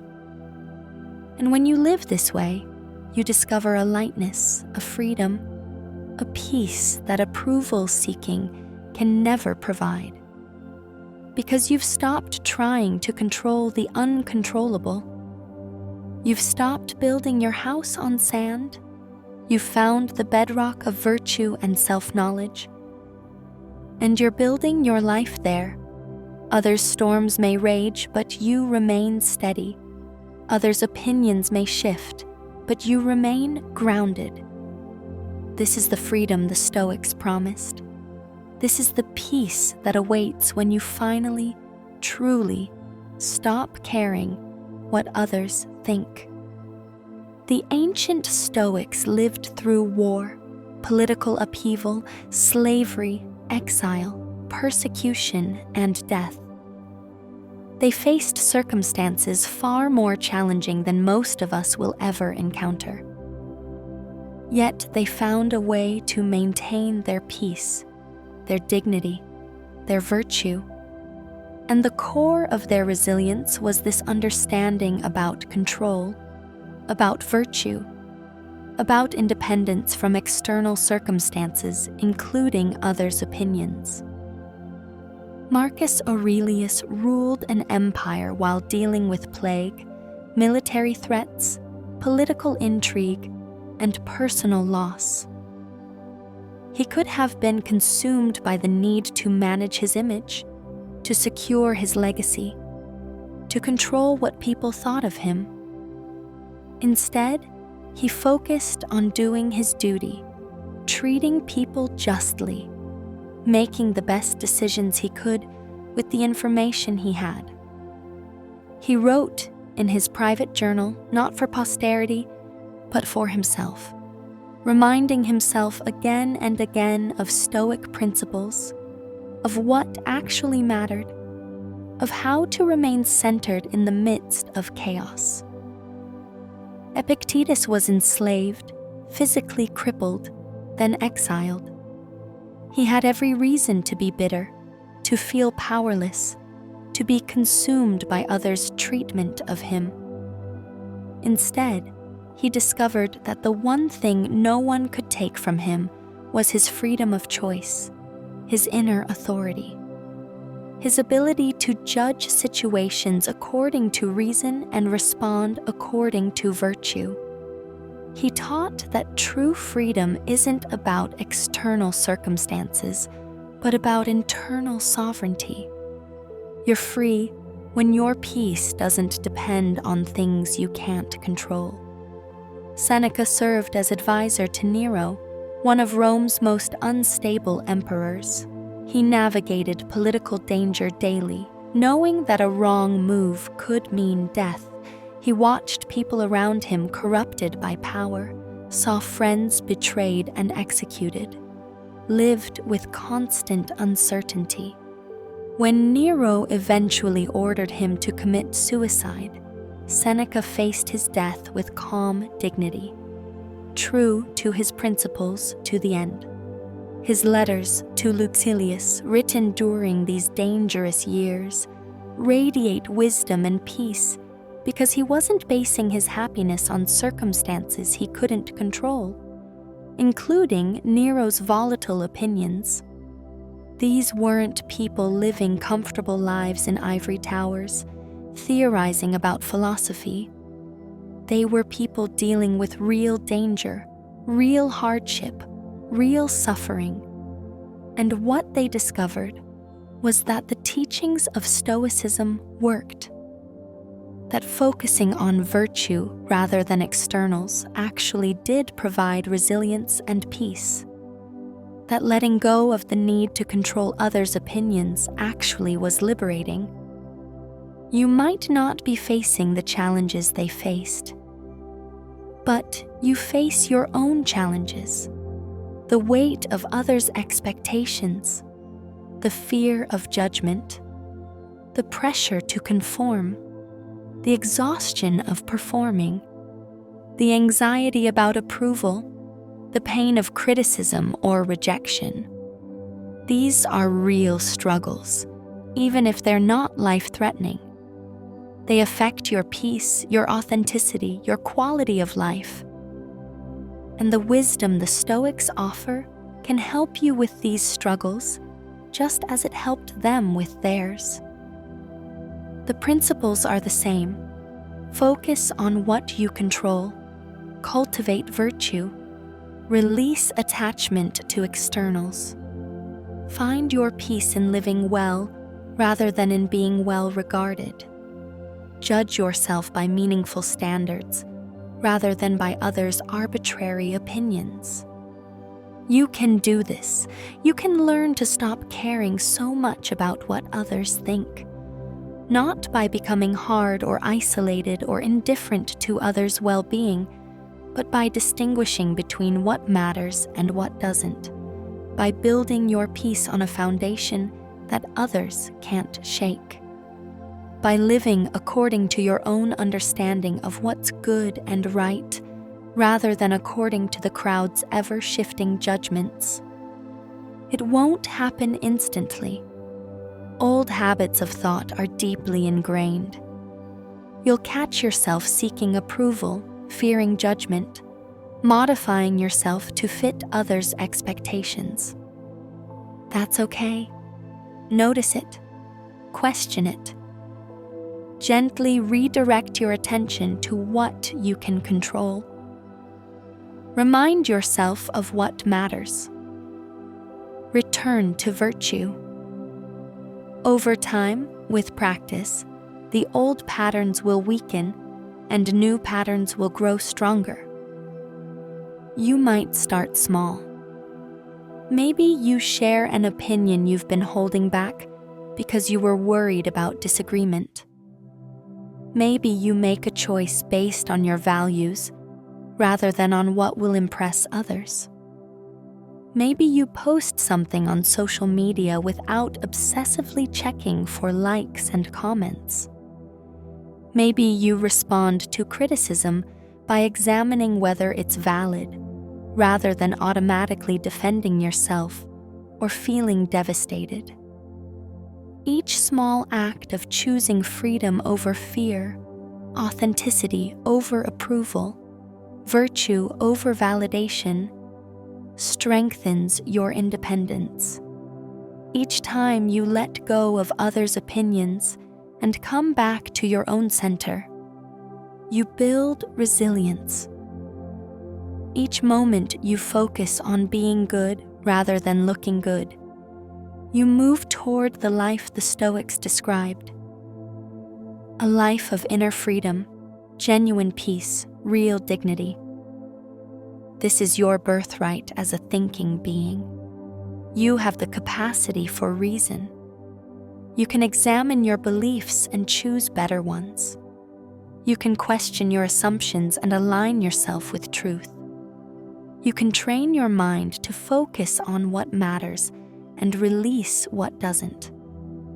You can cultivate virtue regardless of others' recognition or approval.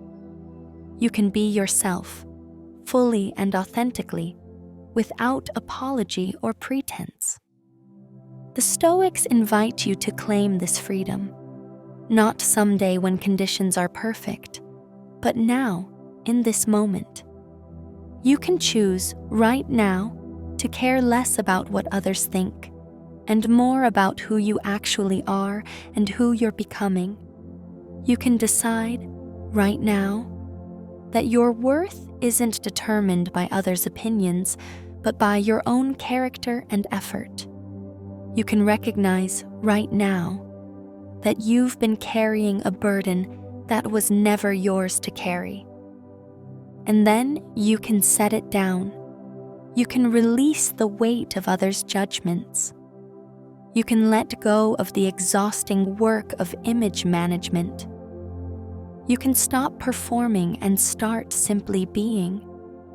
You can rest in the knowledge that you're doing your best to live well, to be wise and courageous and just and temperate, and that this effort is enough. This is all you need.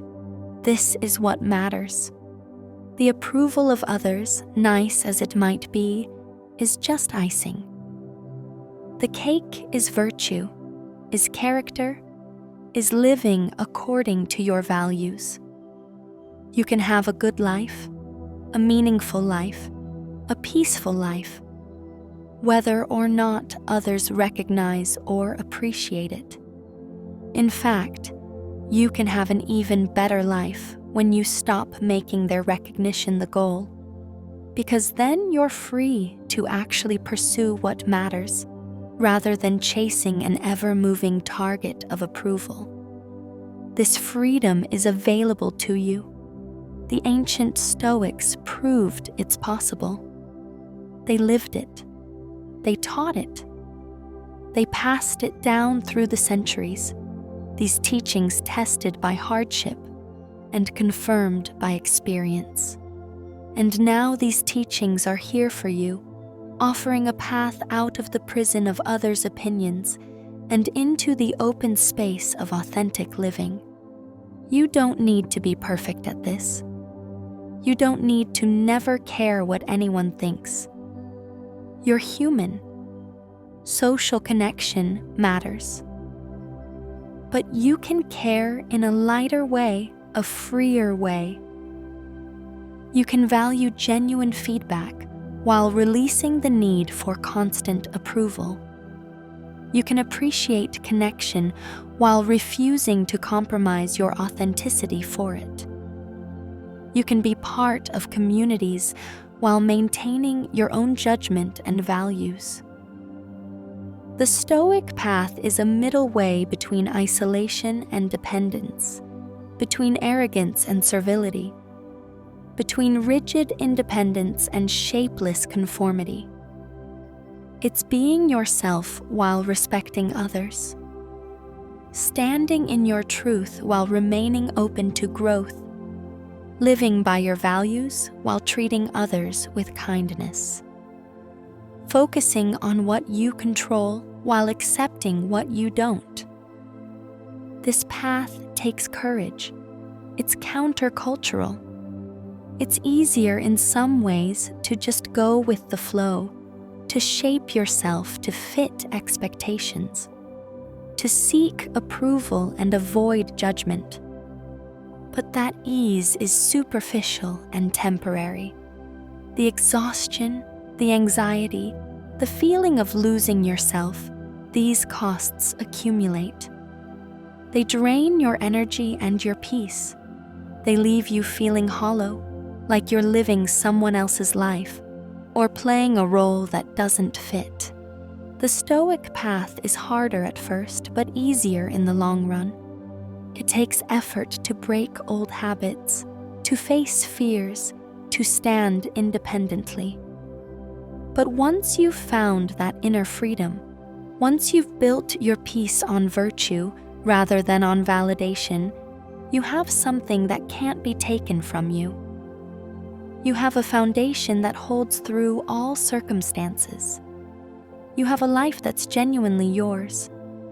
And you have the deep satisfaction of knowing you're being true to yourself and to what you believe is right. That you're not living in fear or pretense. That you're showing up authentically in the world.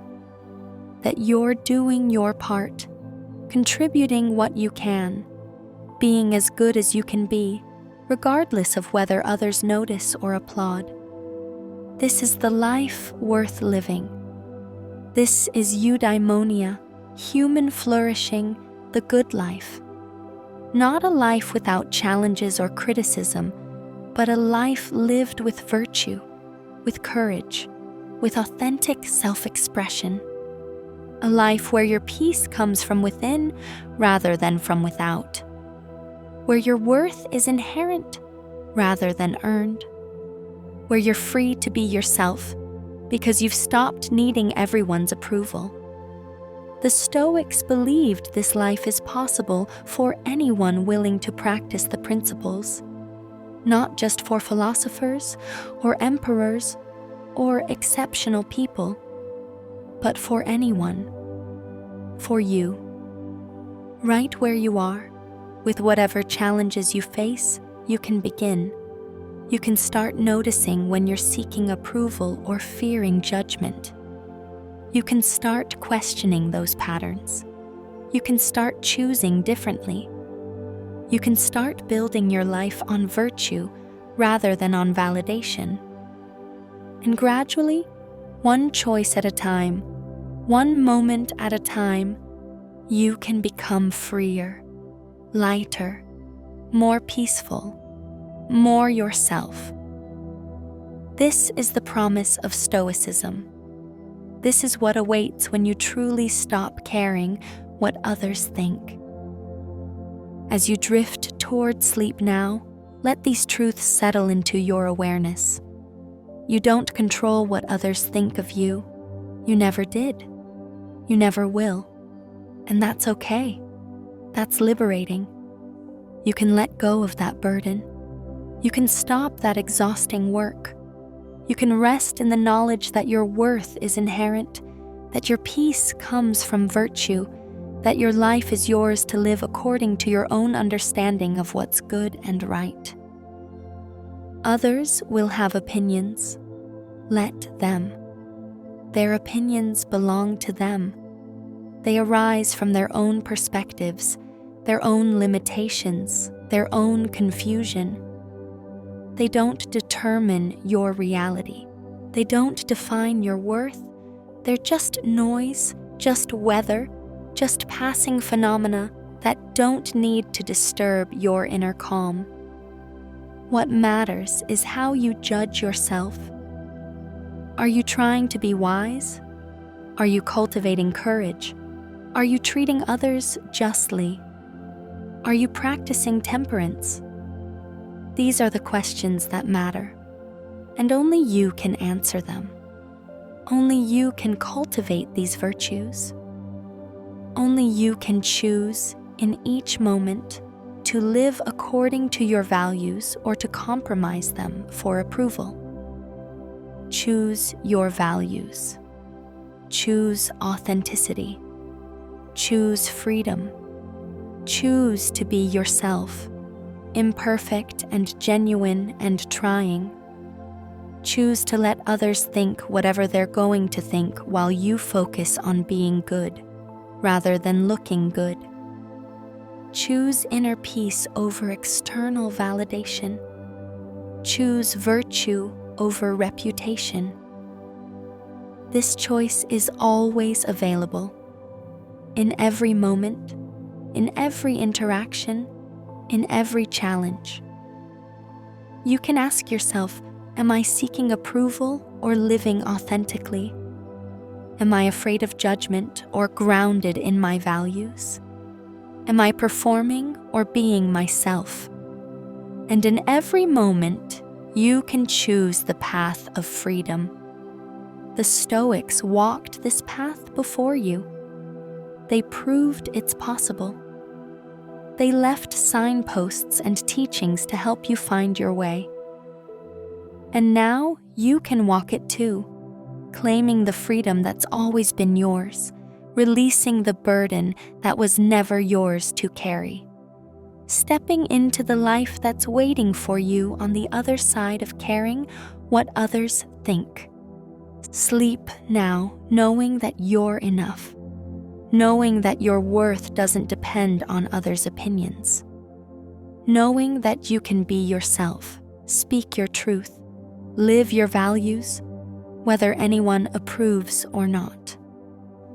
Knowing that the Stoic path offers real freedom, real peace, real dignity. Let go of the weight you've been carrying. Release the fear of judgment. Rest in the knowledge that virtue is enough, that you are enough, that this moment is enough. Tomorrow, you can practice these principles again. You can choose freedom again. You can be yourself again. But for now, simply rest. Thank you for spending this time here, exploring these ancient truths about inner freedom and the release of others' opinions. We have walked through Stoic wisdom together, past the teachings of Marcus Aurelius and Epictetus and Seneca, listening to their insights about control and virtue and authentic living. And somewhere, in all of that wisdom, there was you, breathing slowly, thoughts softening, perhaps already drifting toward sleep. As you listened, you may have felt moments of recognition, or simply let the words wash over you like a gentle tide. Both are the right way to be here. The wisdom never hurries, and neither should we. Its truths have lasted thousands of years, and will continue long after this night passes. What lingers is not just the philosophy itself, but the feeling it leaves behind. The quiet recognition that you don't have to carry the weight of everyone's opinions. That freedom is possible. That you can be yourself without apology. That your worth is inherent and your peace is yours to cultivate. That virtue matters more than validation, and authenticity matters more than approval. So as you drift towards sleep, let your thoughts soften like starlight fading at dawn. Picture yourself free from the burden of others' judgments. Imagine living according to your values without fear. Let yourself feel the possibility of that freedom, that peace, that authentic life. Let your body rest in that calm where time stretches gently and the weight of approval seeking becomes lighter with each breath. If these quiet explorations have brought you peace or sparked something true within you, feel free to like and subscribe. It helps others find their way here too, one seeking soul at a time. And if you happen to still be awake, you're welcome to return here whenever you need this reminder of your freedom, this ancient wisdom about what matters and what doesn't, this gentle truth that you are enough just as you are. But for now, simply let yourself settle deeper into rest, knowing that this wisdom is always here when you need it. There is something profoundly comforting about the Stoic understanding of human nature.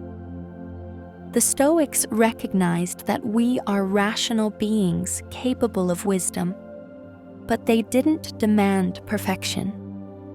They understood that growth is a process, that we'll stumble and make mistakes, that becoming wise and virtuous takes practice and patience.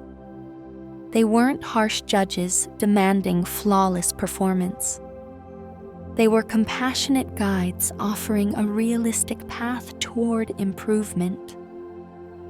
When you fail to live up to your ideals, when you find yourself slipping back into old patterns of seeking approval or fearing judgment, the Stoic response is not self-flagellation. It's gentle acknowledgement and renewed commitment. You notice the pattern. You examine what happened without harsh judgment. You learn from it, and you begin again. This is the practice. Not perfection, but direction. Not immediate transformation, but steady progress over time. Marcus Aurelius, even as emperor and philosopher, frequently chastised himself gently in his meditations for falling short of his ideals. He would remind himself of Stoic principles again and again, not because he had mastered them, but precisely because he hadn't. The journal itself was his practice, his way of continually realigning himself with what mattered when he noticed he had drifted. This is encouraging. It means you don't have to wait until you're perfect to benefit from Stoic wisdom. You don't have to eliminate all concern about others' opinions before you can experience some freedom from them. You can start exactly where you are, with whatever degree of attachment or fear you currently have, and begin the practice of gradually loosening that attachment, slowly releasing that fear. Each time you catch yourself seeking approval, that's actually progress. You're becoming more aware. Each time you notice you're anxious about judgment, that's growth. You're starting to see the pattern. Each time you manage to let go, even a little bit, even for a moment, you're strengthening the neural pathways of freedom. You're proving to yourself that it's possible. And here's something the Stoics understood deeply. The obstacles themselves become the path. The very situations that trigger your anxiety about others' opinions are opportunities to practice Stoic principles. When someone criticizes you, that's a chance to practice equanimity, to examine whether the criticism is valid without being defensive or devastated. When you're tempted to compromise your values for approval, that's a chance to practice courage, to choose authenticity over acceptance. When you notice yourself obsessing over what someone thinks, that's a chance to practice the dichotomy of control, to redirect your attention to what's actually up to you.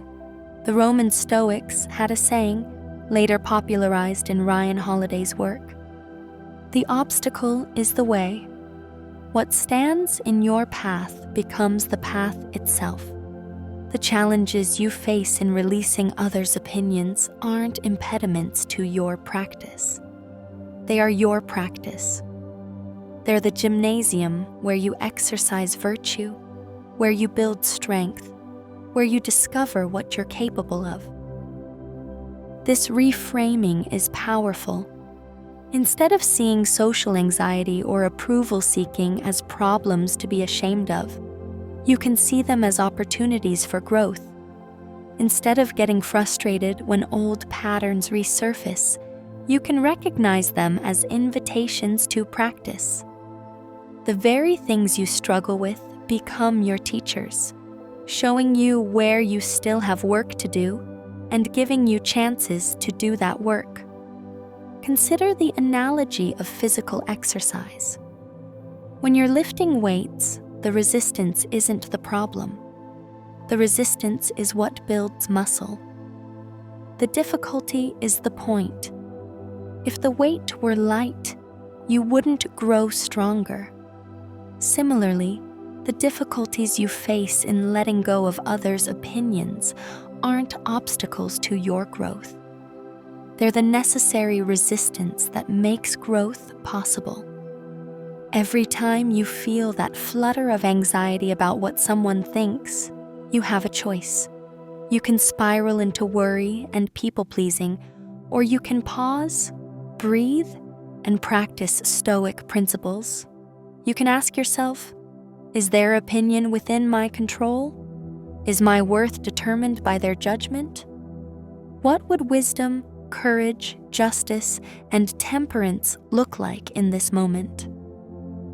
And each time you pause and ask these questions, you're training yourself. You're becoming more stoic, more free, more yourself. The Stoics also understood something important about community and philosophy. They didn't practice in isolation. They had teachers, fellow students, and friends who shared their commitment to virtue and wisdom. Seneca wrote letters to Lucilius, offering guidance and encouragement. Epictetus taught students in his school. Marcus Aurelius, even in his position as emperor, sought out philosophical teachers and surrounded himself with people who cared about living well. You benefit from the same kind of support. Whether it's through reading Stoic texts, listening to content like this, engaging with communities of people interested in philosophy and personal growth, or having conversations with friends about these ideas, you're strengthened by connection with others who share your values. This doesn't contradict the Stoic emphasis on independence from others' opinions. There's a difference between seeking validation and seeking wisdom. You can learn from others, be inspired by them, supported by them, without needing their approval to feel worthwhile. You can value genuine feedback and perspective while maintaining your own inner authority. You can be part of a community of practice while remaining true to your own judgment. In fact, one of the paradoxes of the Stoic path is that as you become less dependent on others' approval, you often become more capable of genuine connection. When you're not performing or people-pleasing, when you're not afraid of judgment or desperate for validation, you can engage authentically. You can listen without being defensive. You can share without calculating how you'll be perceived. You can be present without the constant background noise of social anxiety. This makes you a better friend, partner, colleague, family member. Not because you're trying to win approval, but because you're genuinely there, genuinely yourself, genuinely interested in others, rather than in managing their perception of you. People sense this. They feel the difference between someone who's performing and someone who's authentic. And many people, perhaps most people, respond positively to that authenticity. But even when they don't, even when your authenticity makes you less popular or less accepted in certain circles, you have something more valuable. You have your integrity. You have genuine self-respect. You have the knowledge that you're being true to yourself and to others by not pretending, not performing, not compromising your truth for acceptance. The Stoics would say this is the only sustainable path. Performing for approval is exhausting. It requires constant vigilance, constant adjustment, constant anxiety. And it never quite works because you can never fully control how others perceive you.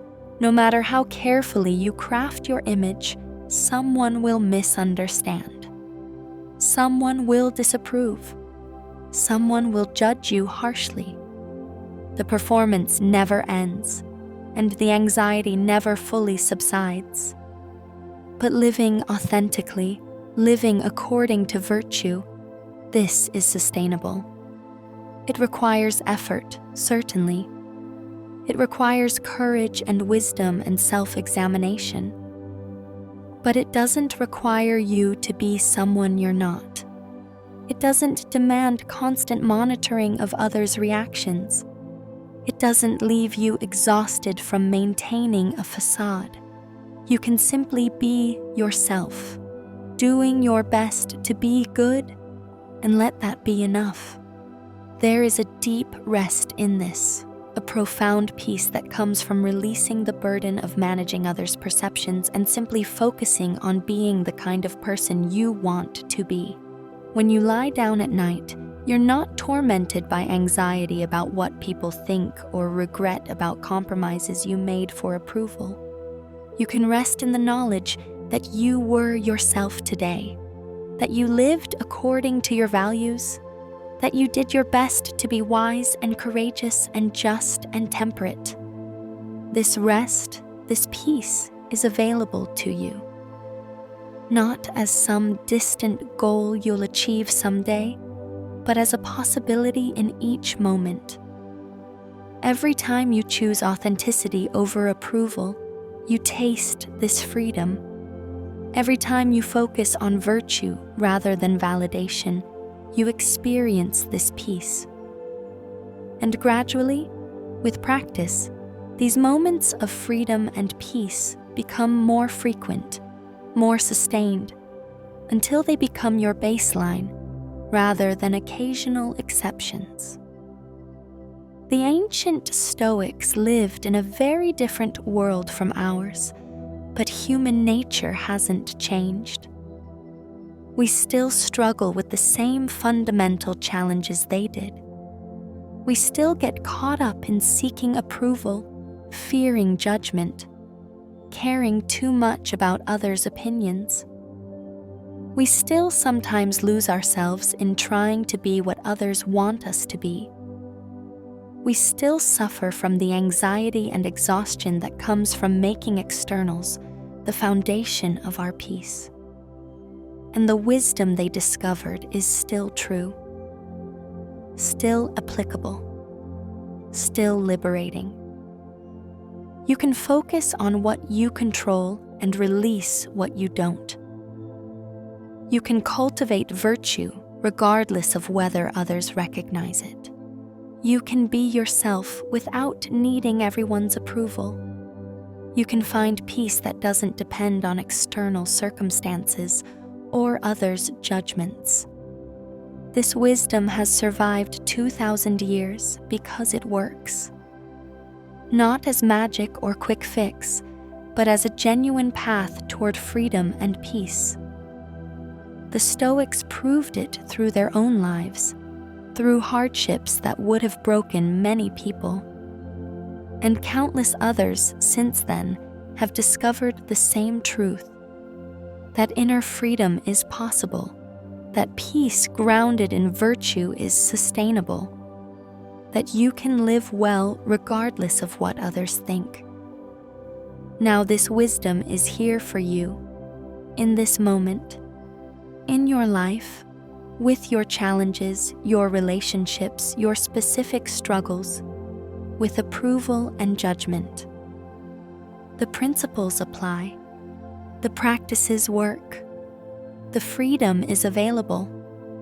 All that's required is your willingness to try, to practice, to gradually shift your attention from what others think to who you actually are and who you're becoming. You might not do it perfectly. You'll probably struggle. Old habits will reassert themselves. You'll catch yourself seeking approval or fearing judgment many times. That's not failure. That's the practice. Each time you notice and choose differently, you're making progress. Each time you return to Stoic principles after drifting away, you're strengthening your practice. The Stoics believed in gradual progress toward wisdom. They didn't expect anyone to become perfectly wise overnight. They recognized that virtue is developed through practice over time, through repeatedly choosing well in many different circumstances, through learning from mistakes and failures. The goal isn't to never care what anyone thinks. The goal is to care about the right things in the right way, to find your peace in virtue rather than in validation, to live authentically rather than performatively. This is a lifelong practice, but the benefits begin immediately. The very first time you notice yourself seeking approval and choose to focus on virtue instead, you experience a moment of freedom. The very first time you receive criticism and examine it calmly rather than defensively, you taste equanimity. The very first time you speak your truth despite the potential disapproval, you know the satisfaction of authenticity. These moments accumulate. They build on each other. Gradually, you find that you're less anxious about social situations. You're less preoccupied with what others think. You're more comfortable being yourself. You're more at peace regardless of whether you're praised or criticized. You've found a stability, a center that external judgments can't shake. And from this stable center, you can engage with life more fully.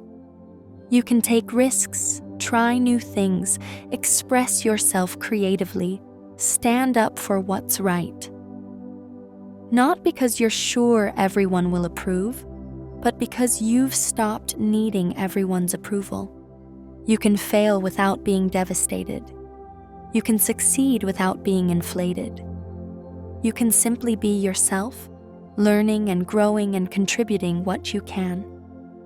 This is the life the Stoics invite you into. Not a life without challenges or criticism, but a life lived with freedom and authenticity.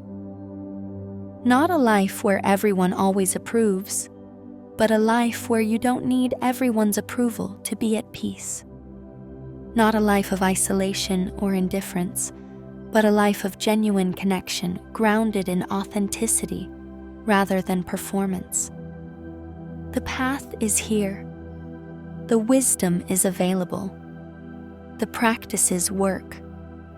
And you can begin right now, in this moment, by simply noticing where you are, accepting it without judgment, and choosing one small step toward freedom. Maybe that step is recognizing that others' opinions don't determine your worth. Maybe it's deciding to speak your truth in a situation where you would normally stay silent. Maybe it's letting go of anxiety about a judgment you've been carrying. Whatever step is right for you in this moment, you can take it. And then another, and another. Each step is practice. Each choice is growth. Each moment of letting go is liberation. The Stoics walked this path 2,000 years ago, and they left signposts for you. Trust the path. Trust the wisdom. Trust yourself. As we come toward the end of this long night's exploration, let yourself feel the full weight of what we've discovered together. The Stoics offer something rare and precious.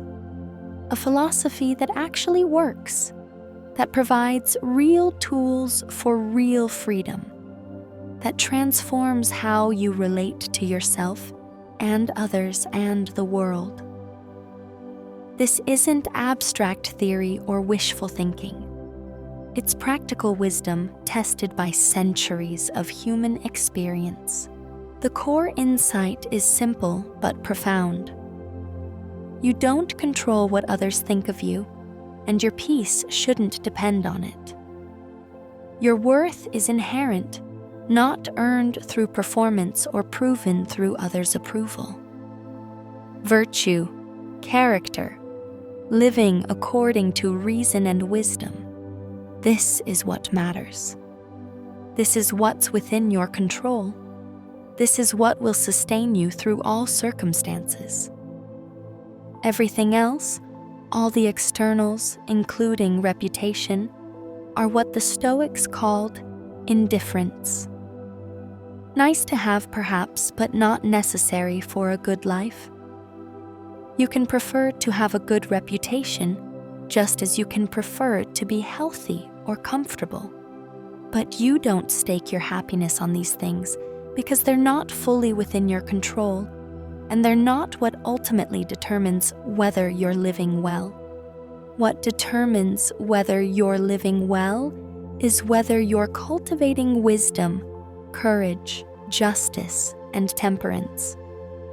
Whether you're developing your character, whether you're making choices based on reason and virtue rather than on fear or desire. whether you're being true to yourself and your values. These things are always available to you, regardless of what anyone else thinks or says or does. This is incredibly liberating. It means you can stop the exhausting work of trying to control others' perceptions. You can release the burden of performance and image management. You can simply be yourself, do your best to be good, and let others think whatever they're going to think. Their opinions belong to them. They don't define you. They don't determine your worth. They're just noise that doesn't need to disturb your inner calm. When you really internalize this, when you live from this understanding, you discover a freedom you may never have known was possible.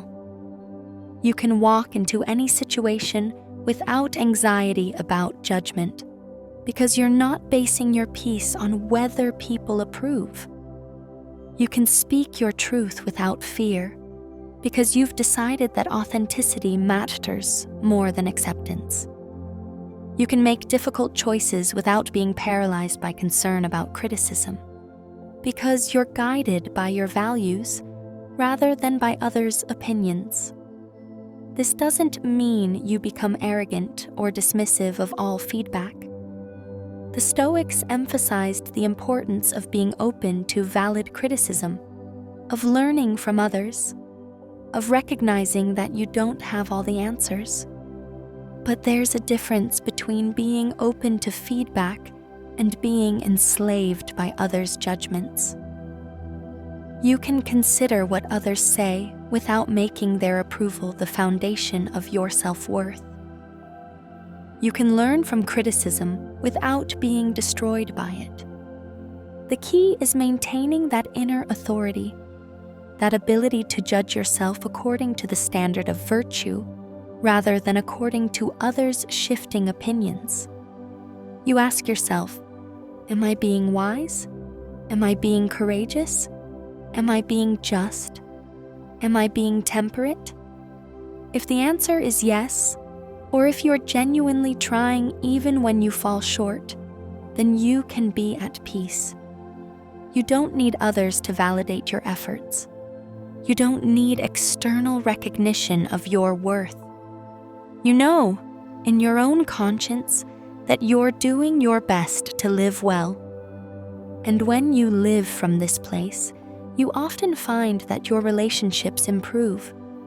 Not because you're trying harder to please people, but because you're more genuine. You're not performing or calculating. You're not walking on eggshells or compromising yourself. You're simply being yourself, treating others with respect and kindness, engaging authentically. And many people respond positively to that authenticity, even if some don't.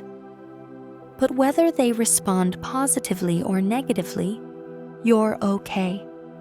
You're grounded. You're centered.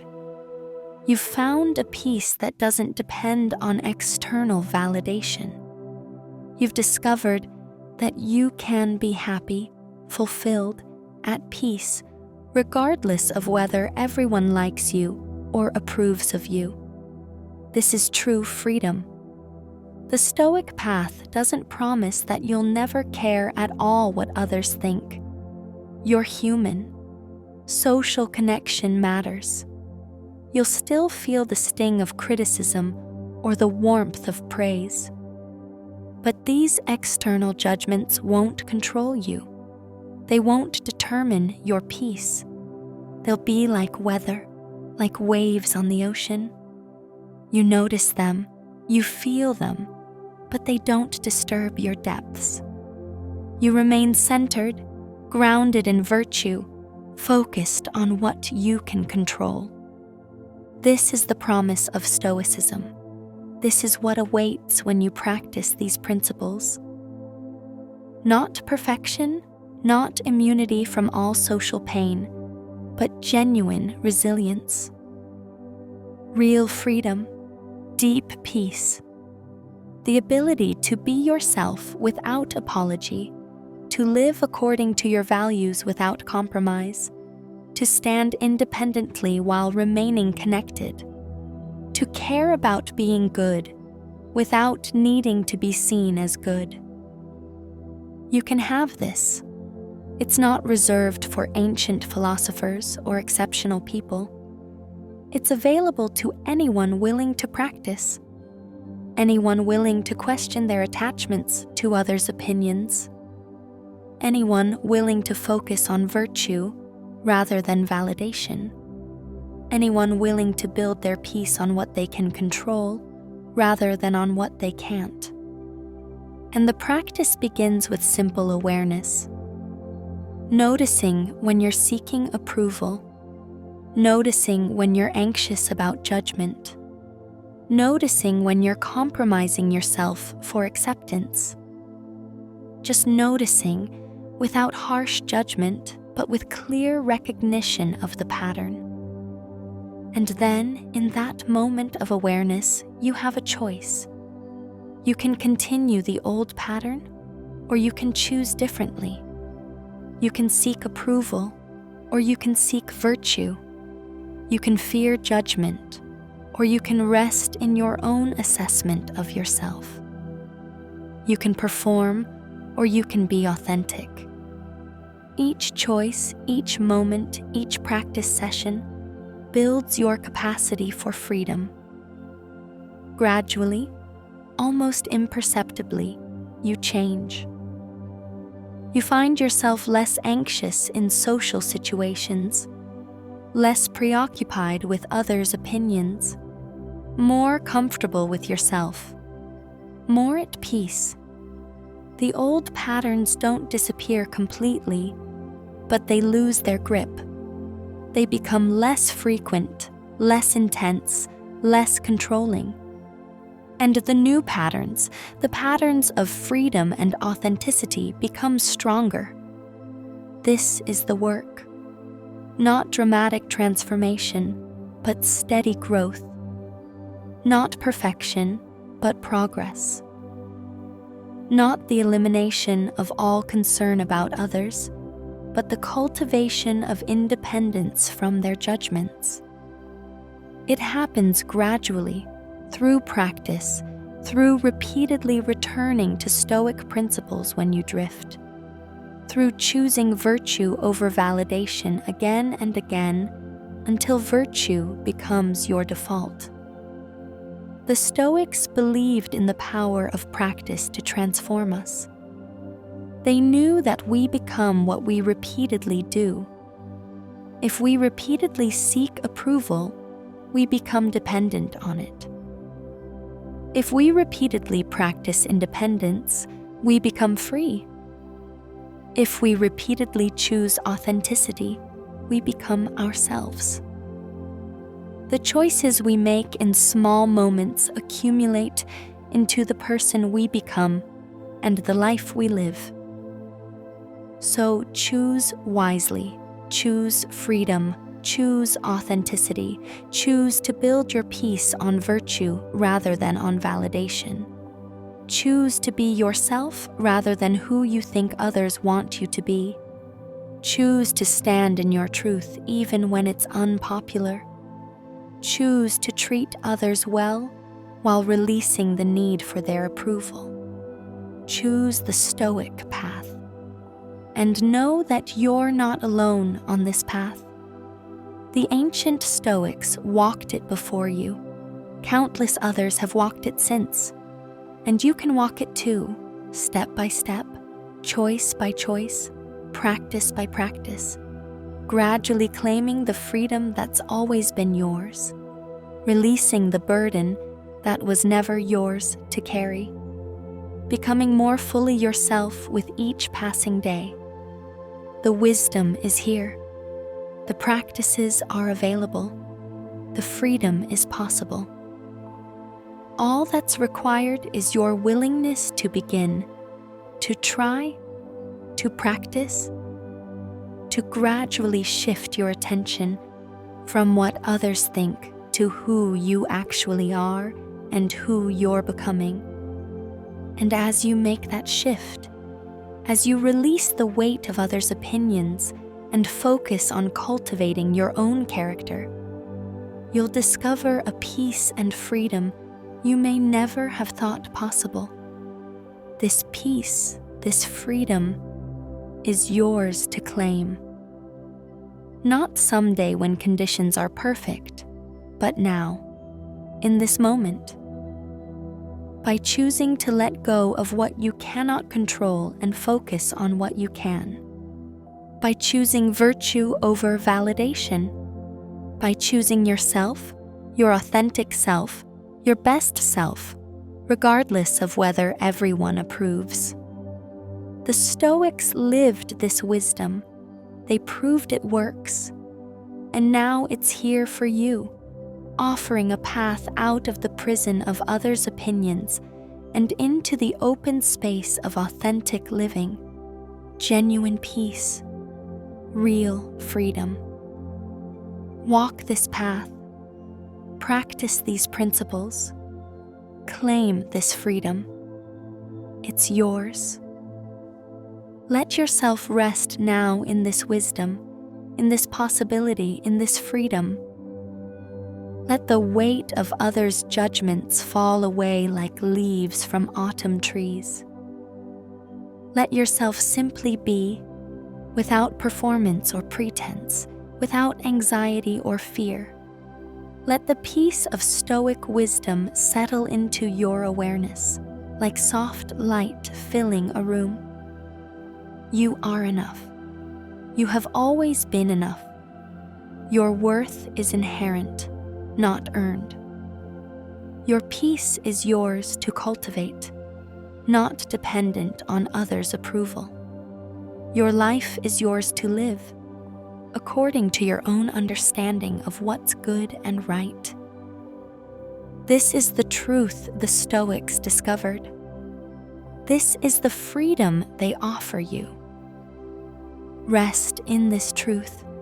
Sleep in this freedom. And when you wake, you can practice again, choose again, walk this path again. But for now, there is nothing more you need to do. You can simply be, simply rest, simply let go. Close your eyes, breathe slowly, and let the quiet freedom of Stoic wisdom carry you into sleep. There is one more dimension of Stoic wisdom worth exploring as you drift toward rest. The Stoics had a particular understanding of time and how it relates to our concerns about others' opinions. They recognized that much of our anxiety about judgment exists not in the present moment, but in our rumination about the past or our worry about the future. You replay past interactions, wondering what people thought, whether you said the right thing, whether you made a good impression. You worry about future encounters, anticipating judgment, rehearsing what you might say to manage others' perceptions. But in this present moment, right now, are you actually being judged? Is anyone actually criticizing you?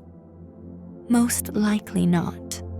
The anxiety exists in your mind, disconnected from what's actually happening in the present. Marcus Aurelius emphasized this repeatedly. Confine yourself to the present, he wrote. You suffer more in imagination than in reality. The present moment is where you actually live, where you can actually act, where virtue can actually be practiced. But we spend so much time in the past or future, replaying judgments or anticipating criticism, that we miss the only moment where we have any real power. This is another form of the dichotomy of control. You can't control the past. It's already happened. Whatever people thought of you yesterday or last year, that judgment exists now only in memory. You can't change it. You can't go back and redo interactions. You can learn from the past, certainly, but you can't control it. And spending your present moments consumed with regret or embarrassment about past judgments is giving away the only time that's actually yours. Similarly, you can't control the future. You can influence it through your choices and actions, but you can't control outcomes, including how others will judge you. Worrying about future criticism doesn't prevent it. It doesn't prepare you in any useful way. It just steals your peace in the present while accomplishing nothing constructive. What you can do, what you always can do, is be present. Right here, right now, in this moment, you can breathe. You can be aware. You can choose how to respond to whatever is actually happening, rather than to the stories in your head about what might happen or what did happen.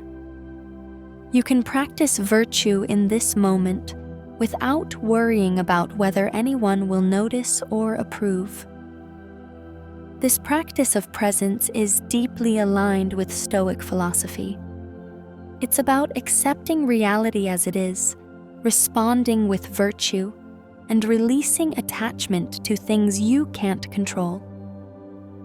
When you're truly present, much of your anxiety about others' opinions naturally falls away because that anxiety lives in the past and future. In the present moment, you're simply here, being yourself, doing what needs to be done, responding to what's actually in front of you. Try it now, even as you prepare for sleep. Bring your attention fully to this moment. Feel your breath moving in and out. Notice the sensations in your body. Hear the sounds around you. Let go of any replay of past judgments. Let go of any worry about future criticism. Just be here, now, fully present. In this moment, you are enough. In this moment, you don't need anyone's approval. In this moment, you can simply be. This practice of presence, repeated over time, gradually erodes the power of past and future concerns. You train yourself to return to now, where you have power, where you can act, where virtue can be practiced. And you discover that most of your suffering about others' opinions exists not in reality, but in the stories you tell yourself about the past and future. The Stoics also had a sophisticated understanding of the relationship between our beliefs and our emotions. They recognized that destructive emotions like anxiety about judgment or devastation from criticism don't arise directly from external events. They arise from our judgments about those events, from the beliefs we hold about what they mean. If someone criticizes you, that's a neutral fact. Sound waves in the air, or pixels on a screen, forming words that express a negative opinion. The criticism itself doesn't directly cause your emotional suffering. What causes suffering is your judgment about the criticism. This is terrible. This means I'm inadequate. This means I'm unworthy. This will ruin my reputation. People will reject me, and so on. These judgments, these beliefs about what the criticism means, are what create your distress. And crucially, these judgments are within your control. You can question them. You can examine whether they're accurate. You can choose different interpretations that serve you better while still being honest about reality. This is the foundation of cognitive therapy, which was directly influenced by Stoic philosophy. The idea is that by changing your beliefs, you can change your emotions, not by denying reality or engaging in positive thinking disconnected from truth, but by examining your automatic interpretations and replacing irrational beliefs with more reasonable ones. So when someone criticizes you, instead of automatically believing, "This is terrible, I'm inadequate," you can pause and examine that belief. Is the criticism accurate? If so, what can I learn from it? If not, why should I be disturbed by an inaccurate opinion? Does this criticism actually mean I'm inadequate? Or does it just mean this person has a negative view that may or may not reflect reality? Will this actually ruin my reputation? Or is that an exaggeration? Even if some people do judge me negatively, does that change my actual worth or my ability to live virtuously? When you question your automatic interpretations this way, you often find they don't hold up to rational examination. And when the beliefs change, the emotions naturally shift. You might still feel some discomfort from criticism, that first movement the Stoics talked about. But you won't be devastated or consumed by anxiety because you've examined the situation rationally and recognized that the criticism doesn't actually threaten what matters most. This practice requires awareness and effort. Your automatic beliefs are deeply ingrained, formed over years of conditioning and experience. They arise quickly, often below the level of conscious awareness. But with practice, you can learn to catch these automatic judgments before they spiral into destructive emotions. You can create that space between stimulus and response where reason can operate. The Stoics practiced this constantly.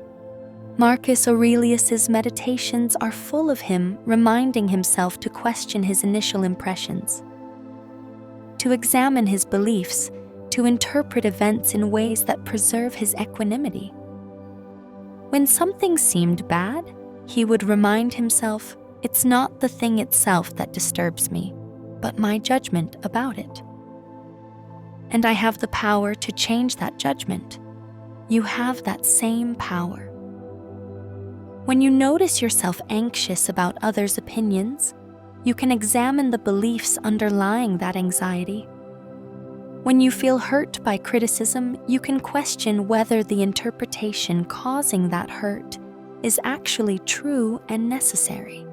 When you're tempted to compromise yourself for approval, you can examine whether the beliefs driving that temptation are rational and aligned with your values.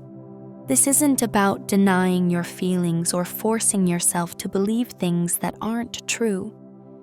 It's about honest examination of your automatic interpretations and choosing beliefs that are both truthful and conducive to your peace and virtue. It's about recognizing that you have more control over your inner life than you might have realized, that you're not at the mercy of external events or others' opinions, that you can choose how to interpret and respond to whatever happens. The Stoics believed that this capacity for rational judgment is what makes us distinctly human. Animals react instinctively to stimuli, but humans can pause, reflect, examine their beliefs, and choose their responses. This is our greatest power and our greatest responsibility. We can use it to enslave ourselves to others' opinions, or we can use it to free ourselves from that bondage. Choose freedom. Choose to examine your beliefs about judgment and approval. Choose to question whether others' opinions really have the power you've been giving them. Choose to interpret situations in ways that preserve your peace and your virtue. This is your power. This is your practice. This is your path to freedom. As we move even deeper into this exploration of Stoic wisdom, consider how these teachings relate to authenticity and self-knowledge. The Stoics placed tremendous emphasis on knowing yourself, on honest self-examination, on being true to your nature as a rational being, and they recognized that much of our concern about others' opinions stems from not really knowing ourselves. When you don't know who you are, when you haven't examined your values and clarified your commitments, you have no stable reference point. You're like a boat without an anchor, blown around by every wind of others' opinions. If someone criticizes you, you don't know whether to accept or reject the criticism because you don't have a clear sense of who you're trying to be. If someone praises you, you don't know whether to value or discount the praise because you don't know what actually matters to you. But when you've done the work of self-knowledge, when you've examined your beliefs and clarified your values, when you know what kind of person you're trying to become, you have a foundation. Others' opinions become information to consider rather than threats to your identity. You can evaluate feedback against your own understanding of yourself and your values. You can accept valid criticism without being devastated because you already knew you were imperfect and you're committed to growth. You can receive praise without inflation because you know your genuine strengths and limitations. The Stoic practices we've discussed, the morning and evening reflections, the journaling, the self-examination, all of these cultivate self-knowledge. They help you understand your patterns, your triggers, your values, your goals. They help you become clear about who you are and who you're trying to become. And this clarity is tremendously liberating when it comes to others' opinions. Self-knowledge also reveals something important. You're imperfect. You have flaws, weaknesses, areas where you fall short of your ideals. The Stoics weren't asking you to pretend otherwise. They were asking you to accept your humanity, to be honest about your limitations, while still striving to improve. When you accept your imperfection, criticism becomes less threatening. Someone points out a flaw you already knew you had? That's not devastating. It's just confirmation of something you already acknowledged. Someone criticizes something that's not actually a flaw? That's easy to dismiss because you know yourself well enough to recognize inaccurate judgments. This self-knowledge also helps with the trap of comparison. So much anxiety about others' opinions comes from comparing ourselves to others, from worrying that we don't measure up, that others are better, more successful, more admirable. But when you know yourself, you recognize that comparison is fundamentally misguided. You're not trying to be better than others. You're trying to be your best self. You're not competing in someone else's race. You're running your own race according to your own understanding of what's worth pursuing. Marcus Aurelius reminded himself of this. He wrote that it's foolish to worry about what others are doing when you should be focused on your own choices and actions. Not because others don't matter, but because you can only control your own behavior. You can only cultivate your own virtue. Worrying about whether you're better or worse than others is a distraction from the real work of becoming who you're capable of being. When you know yourself and accept yourself, including your imperfections, you become much less vulnerable to others' judgments. You're not defending a fragile ego or protecting a false image. You're just being human, trying to live well, accepting that you'll sometimes fall short. And from that grounded place, others' opinions lose much of their power to disturb you. This doesn't mean you become complacent or stop trying to improve. The Stoics were committed to constant growth, to always striving toward virtue, even knowing they'd never achieve perfection. But the striving comes from self-knowledge and personal commitment, not from trying to meet others' standards or prove yourself worthy of their approval. You improve because you want to become better, not because you need to look better to others. There's a profound freedom in this. You can pursue growth for its own sake, because it aligns with your values and your understanding of human flourishing. You can work on your flaws because you've identified them as obstacles to living well, not because you're ashamed of them or desperate to hide them from others. You can celebrate your progress without needing external validation, because you know, from your own honest self-assessment, that you're moving in the right direction. The Stoics invite you into this freedom through self-knowledge. Know yourself. Accept yourself. Be honest about both your virtues and your vices. Commit to growth from that place of honest self-awareness.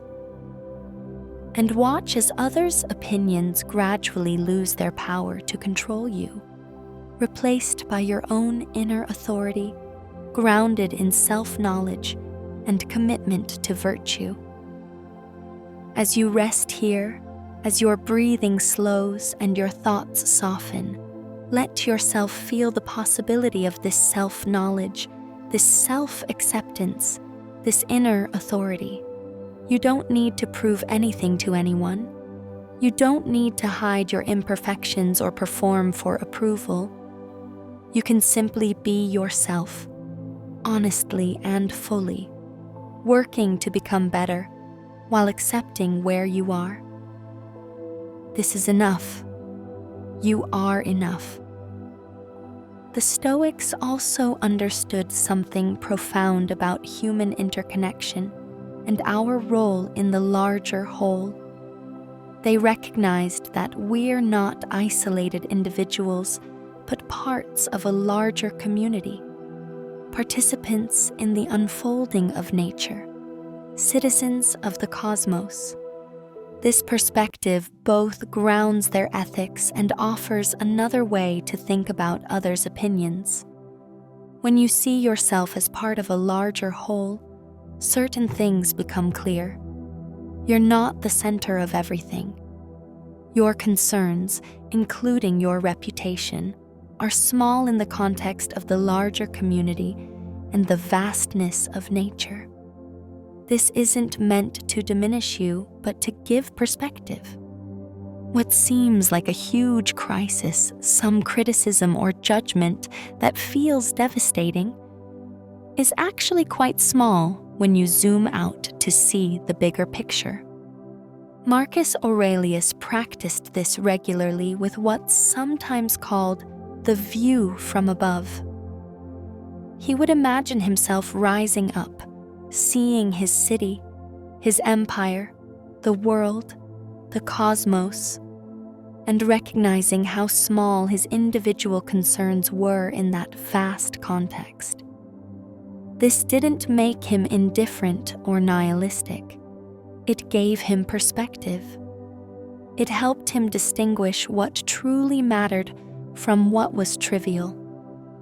And often, reputation and others' opinions fell into the trivial category. But seeing yourself as part of a larger whole also clarifies your responsibilities. The Stoics taught that we're born for cooperation, that we're naturally suited to work together, to contribute to the common good. This is the virtue of justice, recognizing your bonds with others and acting accordingly. You have duties to your family, your community, your society, not because fulfilling them will earn approval, but because you're part of these larger wholes and your flourishing is connected to theirs. This perspective helps with the question of caring about others. The Stoic isn't indifferent to other people. Far from it. They care deeply about treating others well, about contributing to shared life, about fulfilling their duties. But they care about doing these things, not about whether others recognize or appreciate that they're doing them. They care about being good members of their communities, not about having good reputations within those communities. This is a subtle but important distinction. You can care deeply about others while being indifferent to their opinions of you. You can work for the common good without needing praise for your contributions. You can fulfill your duties whether or not anyone notices or thanks you.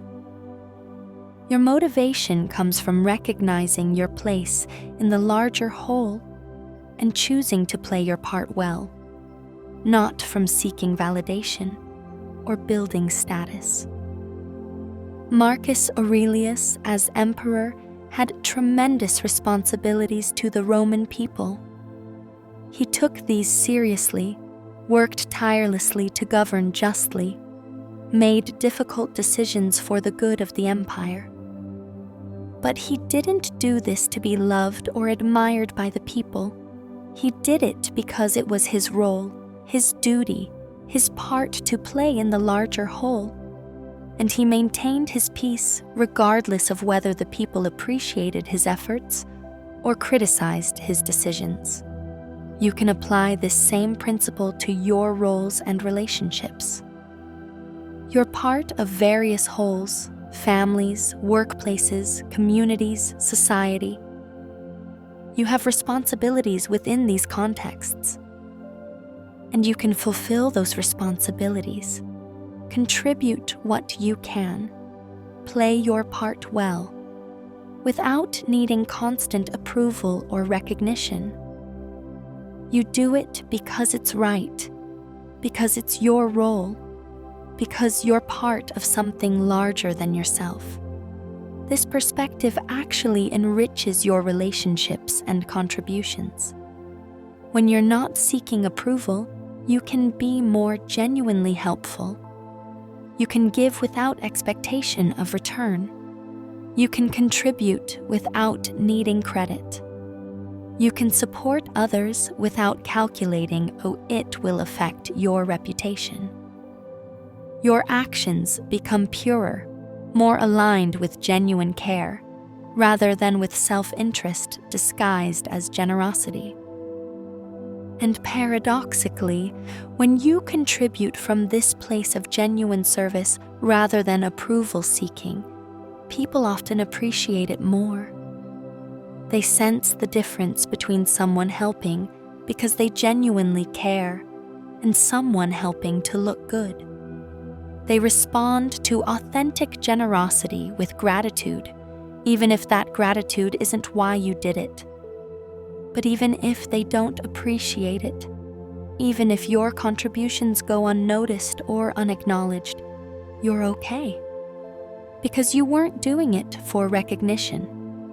You were doing it because it was right, because it was your role, because you're part of a larger whole, and you choose to contribute to its flourishing. This is enough. This is good. This is living according to nature and virtue. The Stoics invite you to see yourself in this larger context. You're not just an isolated ego seeking approval. You're a participant in shared life, a member of communities, a part of nature's unfolding. You have a role to play, and you can play it well, with virtue and commitment, whether or not anyone applauds.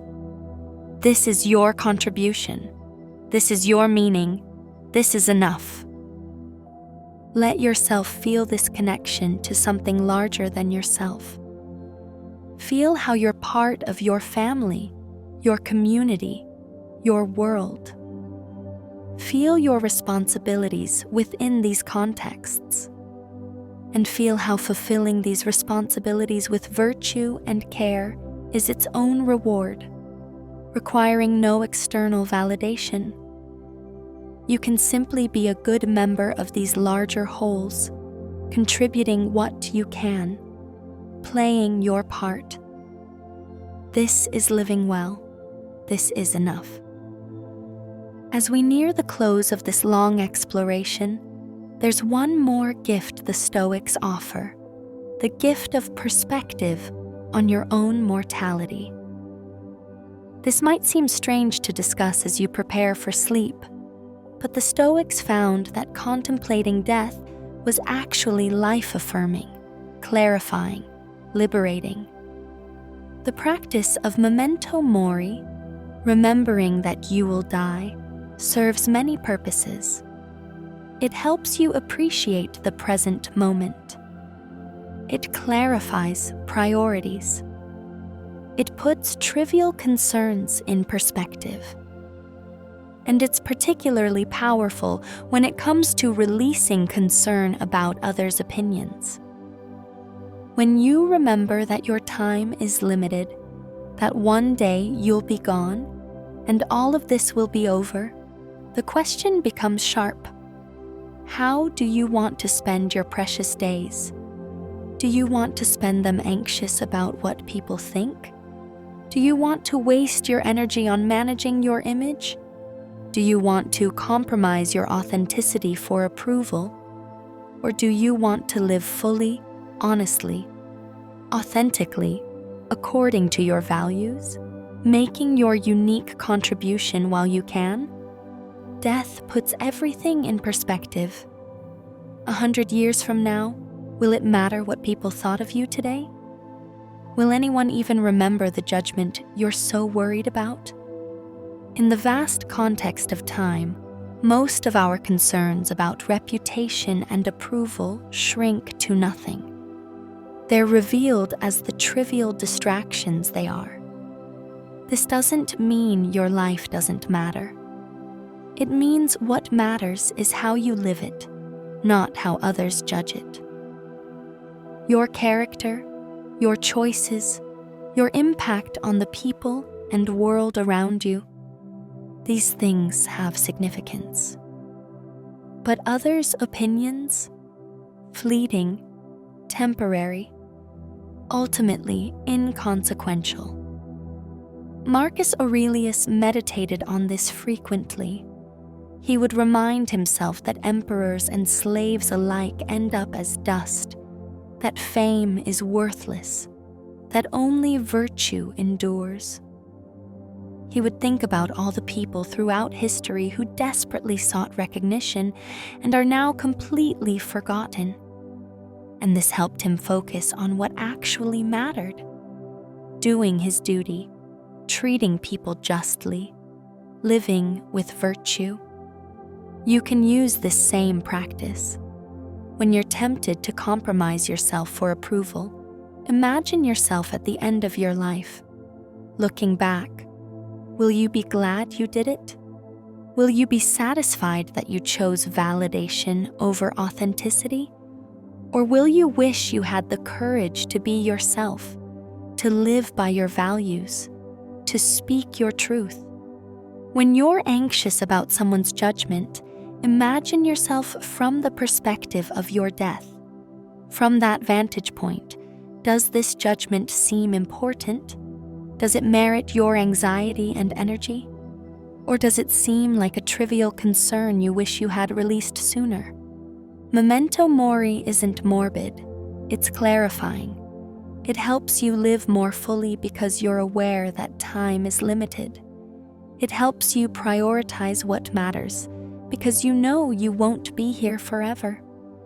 And it helps you release trivial concerns like others' opinions because from the perspective of mortality, they're revealed as distractions from actually living. The Stoics believed that those who remember death actually live better, more fully, more presently. They don't waste time on things that don't matter. They don't postpone living authentically until someday. They choose each day to live according to their values because they know they may not get another chance. This is available to you. You can remember your mortality. You can let that awareness clarify your priorities. You can choose to spend your days becoming who you want to be rather than who you think others want you to be. You can live fully, authentically, now, because you know that now is all you have. And here's the beautiful thing. When you live this way, when you remember mortality and let it guide your choices, you often find that you're less afraid of death because you're actually living. You're not postponing authenticity until someday. You're not waiting for perfect conditions to be yourself. You're doing it now, fully, honestly. And so when death comes, whenever it comes, you can face it knowing you lived well. You were yourself. You didn't waste your time on trivial concerns like managing others' perceptions. This is the gift of memento mori. This is why the Stoics contemplated death daily. Not to become morbid or depressed, but to become fully alive, fully present, fully committed to living well in the time they had. And you can receive this same gift. You can remember death and let it liberate you to live. Good night.